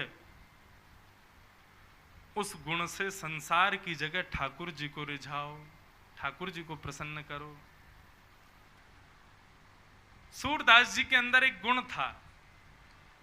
सूरदास जी के चरित्र में आता है कि श्री सूरदास जी नेत्रहीन तो थे ही, पर सूरदास जी का गुण क्या था, उनके सामने कोई भी आता था और वो अपने मन की बात कहता था कि सूरदास जी मेरा तो ये काम अटका पड़ा है, तो सूरदास जी उसको उपाय बता देते थे और कह देते थे, इस सन में, इस महीने में, इस दिन तुम्हारा काम बन जाएगा, ऐसा कर देना। मतलब भविष्य बता देते थे लोगों का। कोई आता, सूरदास जी मेरी भैंस खो गई है, तो सूरदास जी कहते पीछे पोखर में तालाब में जल पी रही है, वहीं बैठी तुम्हारी भैंस ले आओ। कोई कहता सूरदास जी मेरे बेटे का ब्याह नहीं हो रहा, तो कहते उत्तर भारत में एक अमुक नाम का शहर है, वहां से तुम्हारे पुत्र के लिए सुंदर कन्या आएगी, उससे ब्याह कर देना। तो मतलब भविष्य बोल देते थे। अब तो स्थिति हुई कि भविष्य बताने वालों को तो भीड़ तुरंत पकड़ती है। भीड़ लग गई सूरदास जी की, हमारा बताओ, हमारा बताओ, हमारा बताओ। सूरदास जी एक अकिंचन परिवार से थे, तो उनके पिताजी ने सूरदास जी से कहा, सूरदास तेरे यहां इतनी भीड़ आती है तो इसका कुछ वेतन लिया करना। वेतन मतलब लोगों को भविष्य बताने के लिए कुछ लिया करो, 10 रुपया 20 रुपया कुछ लिया करो। तो सूरदास जी कितनी अच्छी बात कहते हैं, पिताजी से कहते हैं, पिताजी ये जो विद्या मेरे पास है कि मैं लोगों के भविष्य बता देता हूं, ये विद्या मैंने सीखी नहीं है, भगवान ने मुझको दी है। और भगवान यदि किसी विद्या को दें तो उस विद्या से मुझे अपना पेट नहीं पालना चाहिए, उस विद्या से मुझे ठाकुर जी की ही सेवा करनी चाहिए। क्षमा करके आप मुझसे इसके लिए प्रलाप ना करें कि मैं धन कमाऊं। तो पिताजी ने कहा, तो पूरे दिन खाने पीने के लिए रहना है घर में, निकल जाओ घर से। और सूरदास जी उसी समय घर छोड़ के चले गए। वृंदावन आए, मथुरा में पता चला श्रीमद् वल्लभाचार्य जी महाराज आए, तुरंत उनसे मंत्र दीक्षा, गुरु दीक्षा, ब्रह्म संबंध प्राप्त कर लिया। और भविष्य देखने का जो उनकी कला थी, उससे सूरदास जी ने गुरु मंत्र को जोड़ दिया और वो भविष्य की जगह भगवान की लीलाओं का दर्शन करने लगे और उस लीला का दर्शन करके गाने लगे, लिखने लगे, बोलने लगे और सुंदर सुंदर पदों की रचना करने लगे। बंधुओं, अपने गुण से संसार को रिझाओ मत, अपने गुण से अपने ठाकुर जी को रिझाओ। भोजन बनाना आता है, बढ़िया, तो बेटा के लिए, पत्नी के लिए, पति के लिए, बच्चों के लिए या मेहमानों के लिए नहीं, अपने लाल जी के लिए बनाओ। नाचना आता है तो सबके सामने मत नाचो, देखो हमारे ठुमके कैसे, ठाकुर जी को दिखाओ। आप सुंदर हो, श्रृंगार करते हो तो सब आपकी प्रशंसा करते हैं, लेकिन उस श्रृंगार में तिलक लगाओ, उस श्रृंगार में ऐसा आभूषण पहनो कि ठाकुर जी को आप भाओ।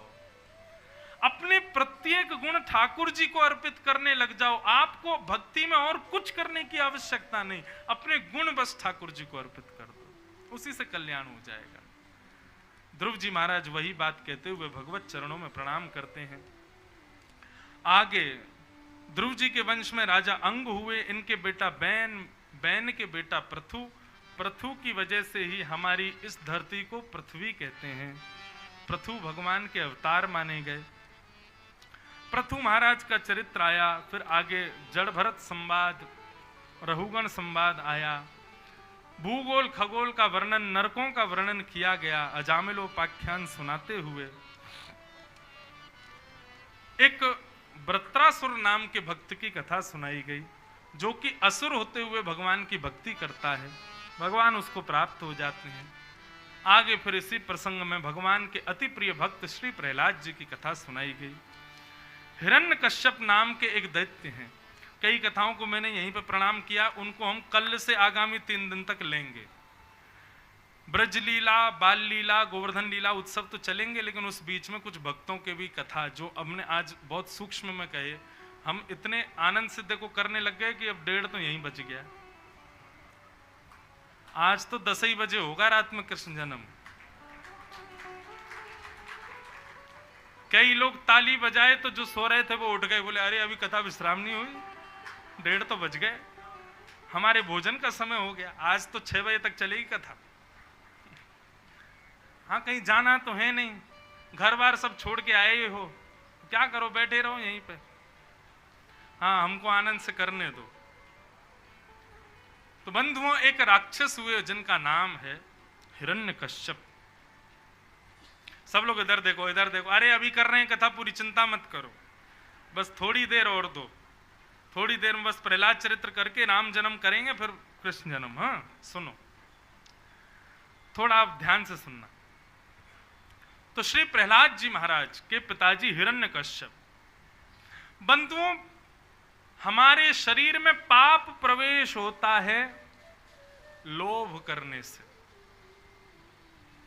किसी से बचो चाहे मत बचो, लेकिन लोभ कभी मत करना। और लोभ सदैव दूसरे की कमाई वस्तु पर ही होता है। कई बार दूसरे की थाली देख करके लोभ हो जाता है, इसको तो देखो कितने बढ़िया बढ़िया व्यंजन मिले हैं, यह भी एक लोभ है। किसी के वस्त्र देख करके, किसी का घर देख के, किसी की संपत्ति देख के, किसी की श्रेष्ठताएं देख करके कभी किसी पर लोभ मत करो।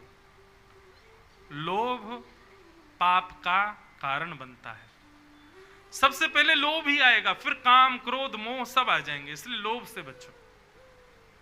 और सुनो, ज्यादा ही लोभ करने का मन कर रहा है तो लोभ करो, तो भक्ति का लोभ करो। देखो, काम, क्रोध, लोभ, मोह, ईर्ष्या, द्वेष, अभिनिवेश, अहंता, ममता, चिंता, ये जितने भी क्रिया करने से पाप के भागी हम लोग बनते हैं, इन सबको भगवान के लिए करने लग जाओ। लोभ करो भगवान के लिए, मोह करो भगवान से, क्रोध करो तो भगवान पे। यहां पे कई पुष्टि मार्गी वैष्णव भी बैठे हैं, तो पुष्टि मार्ग के एक अद्भुत सखा हुए, उनका नाम था श्री गोविंद स्वामी। क्या नाम था? अरे महाराज बस पूछो ही मत, भगवान से जितनी लीला इन्होंने की उतनी लीला किसी ने नहीं की। एक बार भगवान के संग छुपम छुपाई खेल रहे थे। क्या बोलते हैं उसको? हमारे ब्रज में बोलते हैं दुबका धाई। एक व्यक्ति सारे लोग दुबक जाते हैं और एक व्यक्ति उनको ढूंढता है ना, ऐसे ही खेलते हैं ना। तो ऐसे ही भगवान एक बार अष्ट सखाओं, ये गोविंद स्वामी और कुछ सखाओं के साथ, श्रीनाथ जी पूरे दिन मंदिर में रहते थे, लेकिन राजभोग के बाद में श्रीनाथ जी अपने सखाओं के संग खेलने जाते थे गोवर्धन में। तो एक दिन दुबका धाई खेल रहे थे। तो दुबका धाई जब खेल रहे थे, तो जब भगवान की बारी थी ढूंढने की श्रीनाथ जी की, तो सब ढूंढ लिए। अब वो तो अंतर्यामी, उनको क्या नहीं पता। ए गोविंदा, मुझे पता है तू पेड़ के ऊपर बैठो, नीचे आ जा। गोविंदास पकड़ लिए और भी सब सखा सब ढूंढ लिए। बोले यार कछु करो, ये लाला को मत दे करो। क्यों? ये लाला की बारी जब आवे सबन को ढूंढ ले। सबसे पहले जिसको ढूंढते हैं उसको दोबारा लाइन देनी पड़ती है।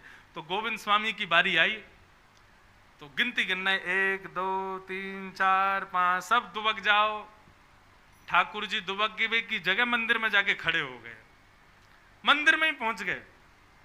वन क्षेत्र था, वहीं पर दुबकना था, लेकिन ठाकुर जी भाग गए, मंदिर में जाके खड़े हो गए। अब 10 तक गिनती जैसे ही पूरी हुई, गोविंद स्वामी ढूंढने लगे कहाँ है। सब जगह ढूंढे खोजे, कहीं नहीं मिले। सारे सखा मिल गए, लेकिन ठाकुर जी नहीं मिले। सुबह से शाम हो गई और जैसे ही 4 बजे मंदिर के घंटा बजे, मंदिर खुलने का समय हुआ, गोविंद स्वामी को चिंता हुई, अरे मंदिर खुलने वाला है, गुसाई जी ढूंढेंगे लाला कहाँ गए हो, लाला कहाँ गए हो, और लाला तो हमारे संग खेल रहा है, अरे भैया जल्दी ढूंढो कहाँ है। लेकिन ठाकुर जी मिले नहीं। गोविंद स्वामी बोले अब तो ऐसा लगा गुसाई जी हमको गोवर्धन से भगा देंगे। क्यों? मंदिर खुलने का समय हो गया, ठाकुर जी पहुंचे नहीं होंगे। इतने में एक वैष्णव बोले गोविंद स्वामी हमने सब जगह ढूंढ लिया, ठाकुर जी कहीं मिल नहीं रहे, कहीं ऐसा तो नहीं वो मंदिर में ही बैठे हों। बोले तुम जाके देखो। दौड़ करके देखे तो महाराज देखा क्या पाया, ठाकुर जी दुबकवे की जगह वहां अंदर जाकर के बैठे, आनंद से दर्शन करा रहे हैं। जैसे ही गोविंदास को पता चली कि ठाकुर जी तो मंदिर में भाग गए, तो गोविंद स्वामी द्वार पर खड़े होकर के और ठाकुर जी को देख करके चिल्ला के बोल रहे हैं, दाव ले आयो भाज गमार। ठाकुर जी को बोल रहे हैं ये बात, और क्रोध कर रहे हैं ठाकुर जी के ऊपर। और यहां श्रीनाथ जी नजर बचा रहे हैं, अरे गोविंदा आ गए हो, ये मुंह पे गुस्सा करेगो। दाव ले आयो भाज गमार, कभी तो निकलेगो बाहर, ऐसी दूंगो मार, कभी तो बाहर आवेगो, दारी के ऐसा मारूंगा तो को पता चलेगी फिर। अंदर गुसाई जी ठाकुर जी को देखें, ठाकुर जी के होठ कांप रहे हैं। गुसाई जी बोले जय जय, कहा भयो? बोले गोविंदा मुंह को मारो, को खड़ो है पीछे, ये यूं कह रहा है जब मैं बाहर जाऊंगा ये मुंह को मारेगो, मुंह को याद डर लग रहा है, या गोविंदा को बताओ तुम जाके। गुसाई जी गए, गोविंद स्वामी क्या बोल रहे हो, तुम ठाकुर जी को डरा रहे हो? बोले तुम अपने यहाँ बिगड़ेले लाला सुधार ले हो, हैं हमारे संग खेलवे आयो, जब हमारी बारी आवे तब तो खूब आनंद से खेले, और जब खुद की बारी आ जाए तो भाग के मंदिर में बैठ जाए। या तो ये बाहर आयो नहीं करे, और यदि आयो करे तो अच्छे तो खेल के जायो करे। अब गोविंद स्वामी और ठाकुर जी का ये प्रेम देख करके गोसाई जी के नेत्र सजल हो गए, और उन्होंने जाके गोविंद स्वामी को हृदय से लगाया। बोले गोविंदा तुम कितने बड़े सौभाग्यशाली हो। क्यों? इस कलिकाल में भी ठाकुर जी तुमको वो सुख प्रदान करते हैं जो द्वापर में अपने ब्रज के सखाओं को सुख देते थे। क्रोध। गोविंद स्वामी के विषय में आता है कि जब गोविंद स्वामी गाते थे ना, तो मंदिर खुलने पर तो गाते ही थे, लेकिन कभी कभी मंदिर बंद होता था, ठाकुर जी के दर्शन बंद होते थे, तब गोसाई जी को सुनाते थे बैठ के।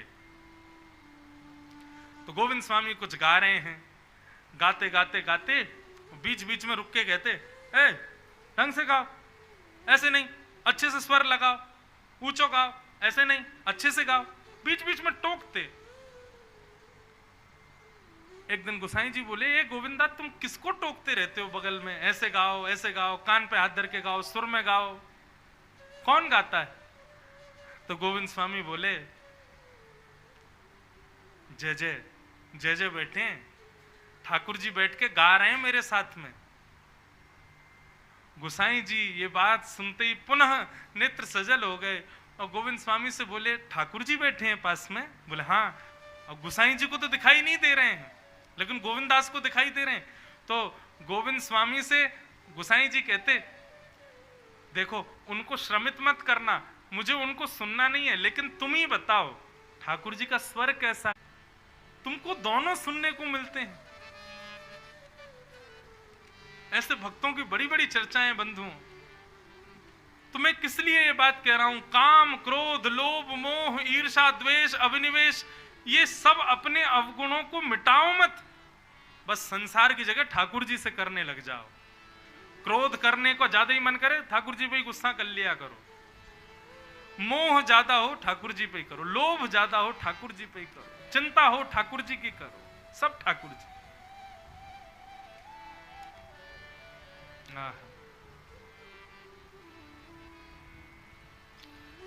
हिरण्यकश्यप लोभ का स्वरूप है, और हिरण्यकश्यप के हिमालय पर जाने पर तपस्या करने के लिए हिरण्यकश्यप गया। तब नारद जी ने आकर के इनकी गर्भवती पत्नी को कथा सुना दी, और उसका प्रभाव यह हुआ, कथा सुनने से गर्भ का बालक भगवान का भक्त हुआ, जिनका नाम प्रहलाद। प्रहलाद जी 1-1.5 वर्ष के हो गए तब लौट करके आए हिरण्यकश्यप। हिरण्यकश्यप ने अपने बालक को गोद में लिया और बालक से कहने लगे, बेटा तुम विद्यालय जाते हो? प्रहलाद जी बोले, हाँ पिताजी जाता हूं। क्या सीखते हो विद्यालय में? कुछ अच्छी बात बताओ। बोले, बहुत कुछ सीखते हैं। बोले, अच्छा तुमने जो कुछ भी अपने जीवन में सीखा उसमें से कुछ अच्छा बताओ। तो प्रहलाद जी महाराज को तो अच्छा वही लगता था जो नारद जी सिखा के गए थे मातृ गर्भ में। प्रहलाद जी सुनाने लगे, पिताजी तत्साधु मन्ये सुरवय देहना सदा समुद्विग्न धियाम सद्गृहात् हित्वात्मपातं ग्रहमन्धकूपं वनं गतो यद्धरिमाश्रयेत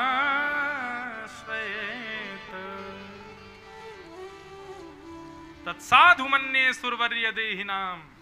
हे असुरवर्य, आप कहते हैं कि कुछ अच्छा बताओ, तो मुझे तो अच्छी एक ही बात लगती है, क्या? सही समय जान करके घर परिवार छोड़ करके वन में जाकर के हरि का भजन करना चाहिए। पिताजी यही सही समय है, यही सही बात मुझे लगती है। आपको भी सही समय जान करके घर बार त्याग करके वन में जाके भजन करना चाहिए। वनम गतः यद्धरिमाश्रयेत, हरि का नाम सुनते ही हरि जी मोरे अवगुण चित ना धरो, हरि जी मोरे। ऐसे नहीं, भूख लग रही है आप लोगों को, थक गए हो, गर्मी लग रही है, तो फिर ऐसे सुस्ती में नहीं।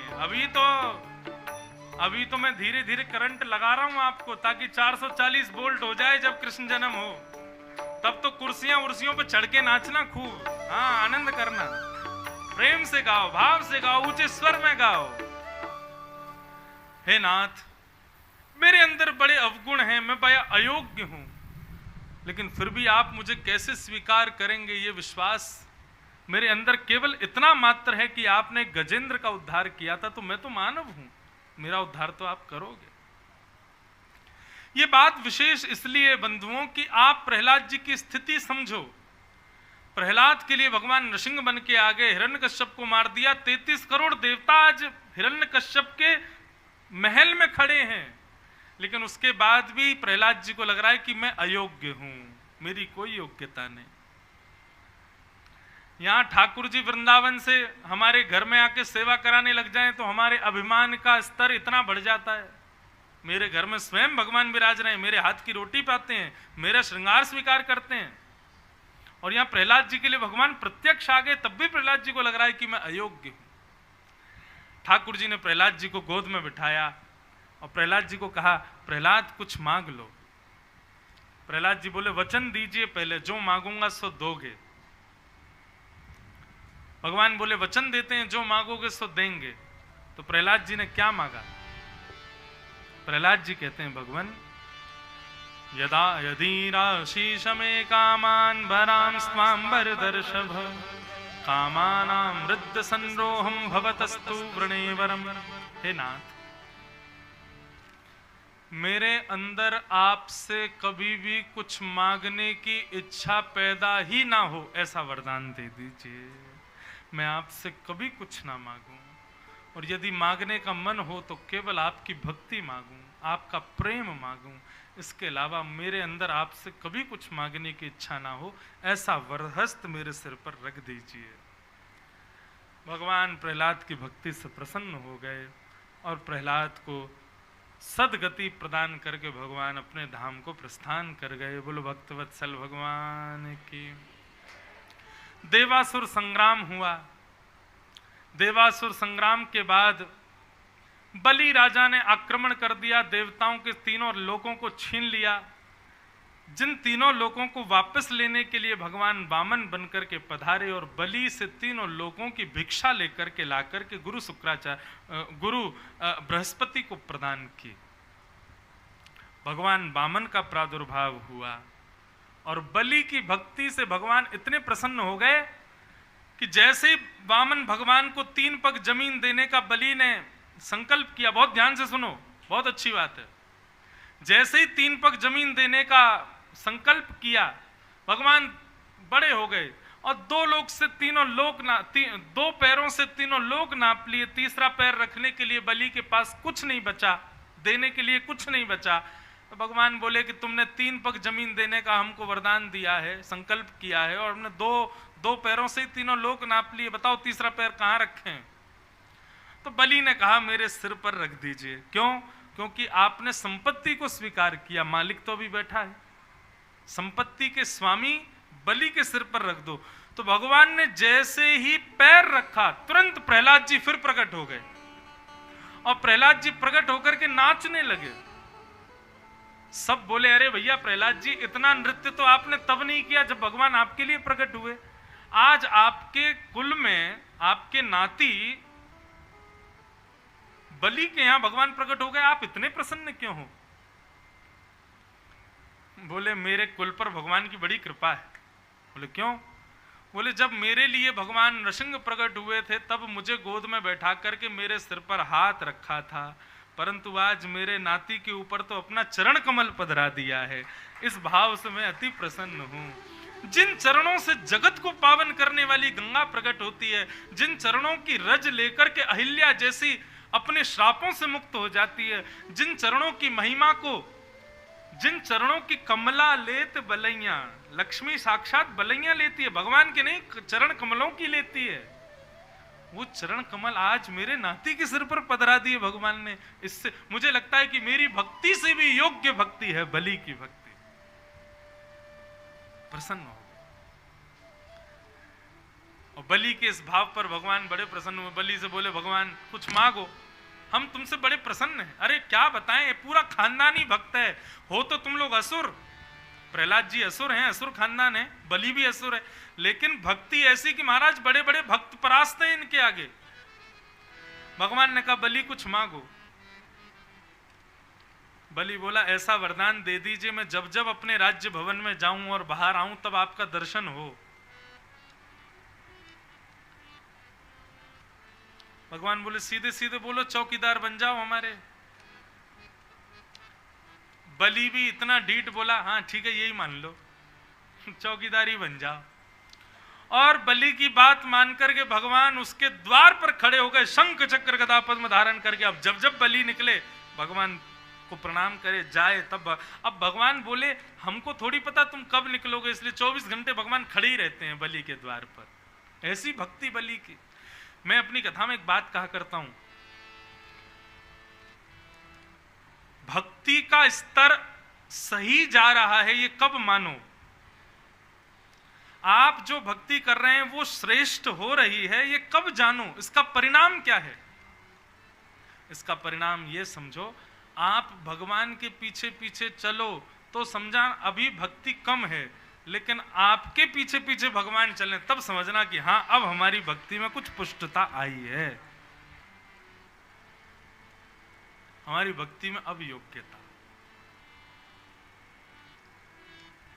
विश्वास मान लीजिए, कहीं लिख लीजिए डायरी कॉपी कहीं पर भी, भक्ति कब तक करनी है, वैष्णवता कब तक, वैसे तो अनंत रहेगी, जीवन पर्यंत रहेगी, परंतु ये उपलब्धि हमें कब रूप माने कि भक्ति हमारी उपलब्ध हो गई है, जब ठाकुर जी आपके अनुब्रजाम में हम नित्यम, भगवान स्वयं कहते हैं मैं जब भक्तों के पीछे पीछे चलता हूं समझो उनकी भक्ति पुष्ट हो गई है। अनुब्रजाम में हम नित्यम पूये ये तन्य रेणु भी। एक कथा आती है ना, उड़ीसा के कुछ भक्त 84 कोस यात्रा करने वृंदावन पधारे, तो वृंदावन में जैसे ही यात्रा पूरी हुई तो एक बुजुर्ग थे, एक युवान बेटा अपना कंधा और हाथ देकर के उनको पूरी यात्रा करवा रहा था। तो जैसे ही यात्रा पूरी हुई तो वृंदावन में गोविंद देव जी मंदिर के पास में एक गोपाल जी का मंदिर था, वहां पर पूरी यात्रा विश्राम हुई। तो उस बालक की सेवा से बुजुर्ग बड़े प्रसन्न हो गए, बोले कि भैया तुमने पूरी यात्रा में मेरी बड़ी सेवा करी, मैं तुमको वचन देता हूं अपनी बेटी का तुमसे ब्याह कराऊंगा, मैं तुम वापस चलो गांव, अपनी बेटी तुमको दे दूंगा, मैं तुमसे ही ब्याह कराऊंगा। बालक बोला अच्छी बात है, सुंदर है आपकी बेटी, बोल बड़ी सुंदर है, उसी से करना ब्याह, ठीक है। वृंदावन में वचन देकर के जैसे ही लौट करके आए 2-4 दिन तक तो कोई बात नहीं, 2-4 दिन में उस बुजुर्ग ने आके कहा हाँ भाई मैंने तुम्हारा संबंध पक्का कर दिया, एक लड़का है उससे तुम्हारा ब्याह करेंगे। जांच पड़ताल करवाई तो वो लड़का योग्य नहीं था, उसके परिवार खानदान जाति गोत्र कुछ होगा, कोई कमी रह गई। तो सब लोग खड़े हो गए, बोले कि आपके अकेले के कहने से ब्याह थोड़ी हो जाएगा, हम लोग स्वीकार नहीं करते उसको, हम ब्याह नहीं कराएंगे। और लड़का 4 दिन बाद अपने परिवार को लेके आ गया, बोले आपने मुझे वचन दिया था ना आप अपनी बेटी का ब्याह कराओगे, करा दो। तो वो मुकर गए, बोले हमने कोई वचन नहीं दिया आपको, कोई हमने आज्ञा नहीं की। सब लोग बोले क्यों रे तू झूठ बोल रहा था?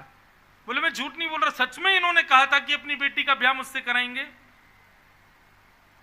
पूरा गांव इकट्ठा हो गया, पंचों को बुलाया गया, क्या करना चाहिए बताओ, कौन सही कौन गलत, क्या करें। उस बालक ने कहा देखिए इन्होंने मुझे वचन दिया था कि अपनी बेटी का ब्याह कर, मुझे ब्याह का कोई लोभ नहीं है, मैं किसी और से कर लूंगा, लेकिन ये अपने वचन के पक्के नहीं है, ऊपर से मुझे झूठा करार कर रहे हैं कि मैंने कोई वचन नहीं दिया। पंचों ने उस व्यक्ति से कहा भाई तुमने इसको वचन दिया था, झूठ क्यों बोल रहे हो? बोले मैंने ऐसा कोई वचन नहीं दिया, मैंने आशीर्वाद दिया था तुमने बहुत सेवा की, बहुत अच्छा होगा तुम्हारा, लेकिन अपनी बेटी दूंगा ऐसा कोई वचन नहीं दिया। बालक रोने लगा, इन्होंने वचन दिया था। तो पंच बोले कोई प्रमाण है, किसी और ने सुना था कि इन्होंने वचन दिया? तो उस बालक ने सहजता पूर्वक बोल दिया कि हाँ, जिन गोपाल जी के मंदिर में हम खड़े थे उन गोपाल जी ने सुना, उन गोपाल जी के सामने ये बोल रहे थे।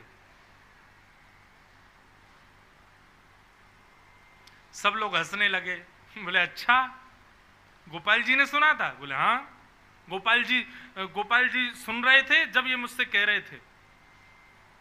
तो जिसने वचन दिया था ना वो व्यंग में बोला अच्छा तो एक काम कर, गोपाल जी को लिया, अगर वो कह देंगे कि मैंने वचन दिया है तो तेरा ब्याह करा दूंगा। तुरंत बोरिया बिस्तर बांधा, निकल गया वृंदावन, और वृंदावन आके गोपाल जी के मंदिर के बाहर बैठ गया। भगवान से कहने लगा, बोले कि देखो आपके सामने उन्होंने वचन दिया था ब्याह कराएंगे, अब वचन दिया है तो पूरा तो करना चाहिए, मैंने सबके सामने बोल दिया है कि आपने सुना है, आप चल के प्रमाण दे दीजिए ना कि उन्होंने आपके सामने बोला था।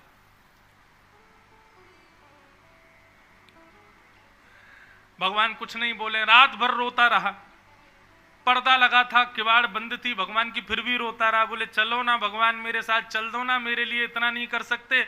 आपने प्रहलाद के लिए ये कर दिया, ध्रुव के लिए ये कर दिया, मीराबाई के लिए ऐसा किया, उनके लिए ऐसा, सब भक्तों को गिनाने लगा, मेरे लिए नहीं कर सकते? मैं इतने विश्वास से आपके साथ आया, गांव के लोग मेरी हंसी उड़ाएंगे, मेरा ब्याह नहीं हो कोई बात नहीं, लेकिन मेरी हंसी तो ना उड़े, जीवन भर के लिए सब हंसी उड़ाएंगे, मैंने विश्वास में कह दिया कि आपने सुना था, चलो ना भगवान।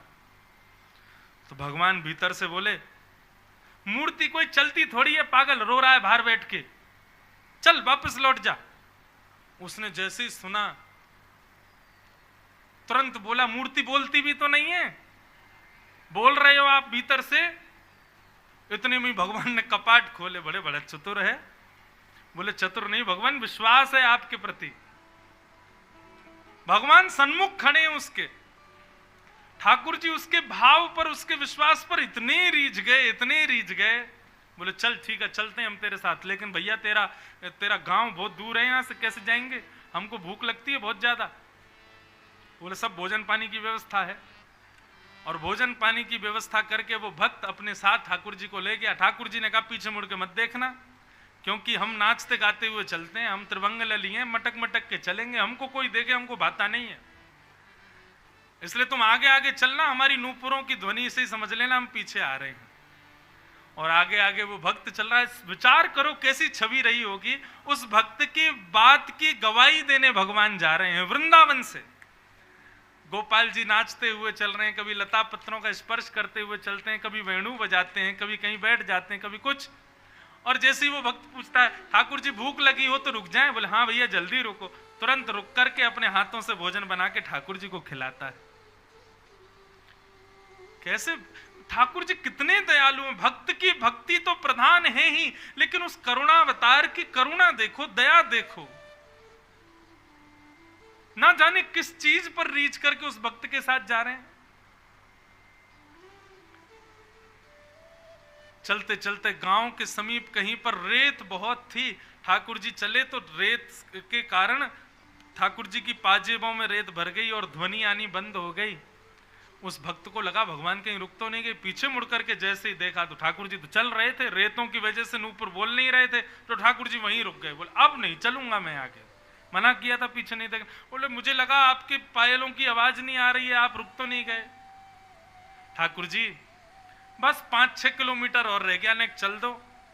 भगवान बोले भले आदमी, हम 500 किलोमीटर चल के आ गए, तेरे गांव वाले 5 किलोमीटर नहीं आ सकते, लिया यहीं पे दे देंगे हम गवाही। और 500 भी क्यों, भगवान करीब 1200-1300 किलोमीटर चल के गए।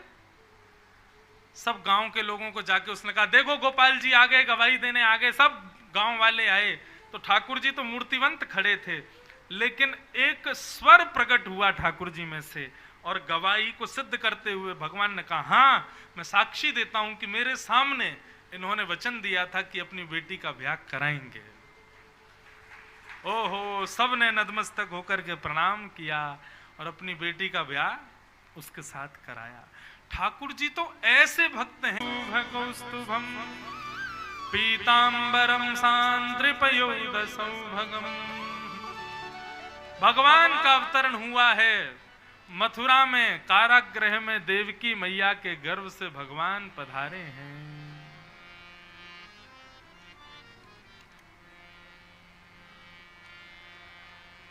वसुदेव देवकी ने स्तुति गाई भगवान की। सब लोग इधर देखो, देखो बिल्कुल मर्यादा का पालन करना। आप लोग ठाकुर जी के आते ही उछलने मत लग जाना, नहीं तो कथा वहीं रुक जाएगी, फिर कथा किसको सुनाएंगे, इसलिए सुनिए थोड़ी देर। वसुदेव देवकी ने प्रार्थना करते हुए कहा हे भगवान आप नन्हे बालक बन जाओ। ठाकुर जी बोले हम नन्हे बालक बन जाएंगे तो फिर हम आपकी रक्षा नहीं करेंगे, आपको हमारी रक्षा करनी पड़ेगी। नन्हे बालक ठाकुर जी बन गए और वसुदेव जी को भगवान ने आज्ञा की कि हे वसुदेव जी आप एक डलिया में रख करके हमको गोकुल ले जाइए, और गोकुल में ले जा करके यशोदा मैया ने जिस बालिका को जन्म दिया है उस बालिका को लेकर के आप यहाँ आ जाओ, हमको सुलाया ना। वसुदेव जी बोले इतना संभव नहीं भगवान, हथकड़ियां बेड़ियां लगी हैं। ठाकुर जी बोले हमको गोद में लो तो सही। जैसे ही ठाकुर जी को गोद में लिया हथकड़ियां खुल गईं, बेड़ियां खुल गईं, सारे दरवाजे खुल गए, और एक डलिया में रख करके ठाकुर जी को वसुदेव जी गोकुल लेकर के जा रहे हैं। तो महाराज वसुदेव जी ने जाकर के गोकुल में नन्हे से लाला को सुला करके लाली ले जाकर के कंस को दे दी। अष्टभुजी देवी काली बन गई और कह दिया कंस तुम्हारे शत्रु ने तो जन्म ले लिया ब्रज में, अब यहाँ ब्रज में सबन को लगवे लगो कि भैया अब के बार तो नंद बाबा के लाला होएगो। नंदा सुनंदा दोनों ने जाय करके महाराज सुबह जैसे ही देखो तो यशोदा मैया के बगल में नीलमणि जैसो बालक सोयो है। लेकिन ये ना है पतो कि लाली है कि लाला, गले तक चदरिया ओढ़ करके सो रहे हो है। जैसे ही चदरिया हटाए करके देखी महाराज हैगा हैगा हैगा हैगा हैगा हैगा हैगा हैगा हैगा। नंदा सुनंदा ने एक दूसरे को मुंह बंद किया, अरे अभी ताली मत बजाओ, पहले नंद बाबा को ये खबर सुनाएंगे। नंद बाबा से पहले अगर खबर पूरे ऋषिकेश को पता चल गई तो फिर मेवा बाटी जो हमको मिलनी चाहिए वो सबन को मिल जाएगी। नंदा सुनंदा दौड़ी दौड़ी गई, जाकर के नंद बाबा से बोली, बाबा आपने इतने ब्राह्मणन की सेवा करी, इतनी संतन की सेवा करी, इतनी ब्रजवासीन की गौवन की सेवा करी, इन सबन के फलस्वरूप आपके घर नीलमणि जैसो, नीलमणि जैसो, इतने धीरे नहीं, नीलमणि जैसो बधाई हो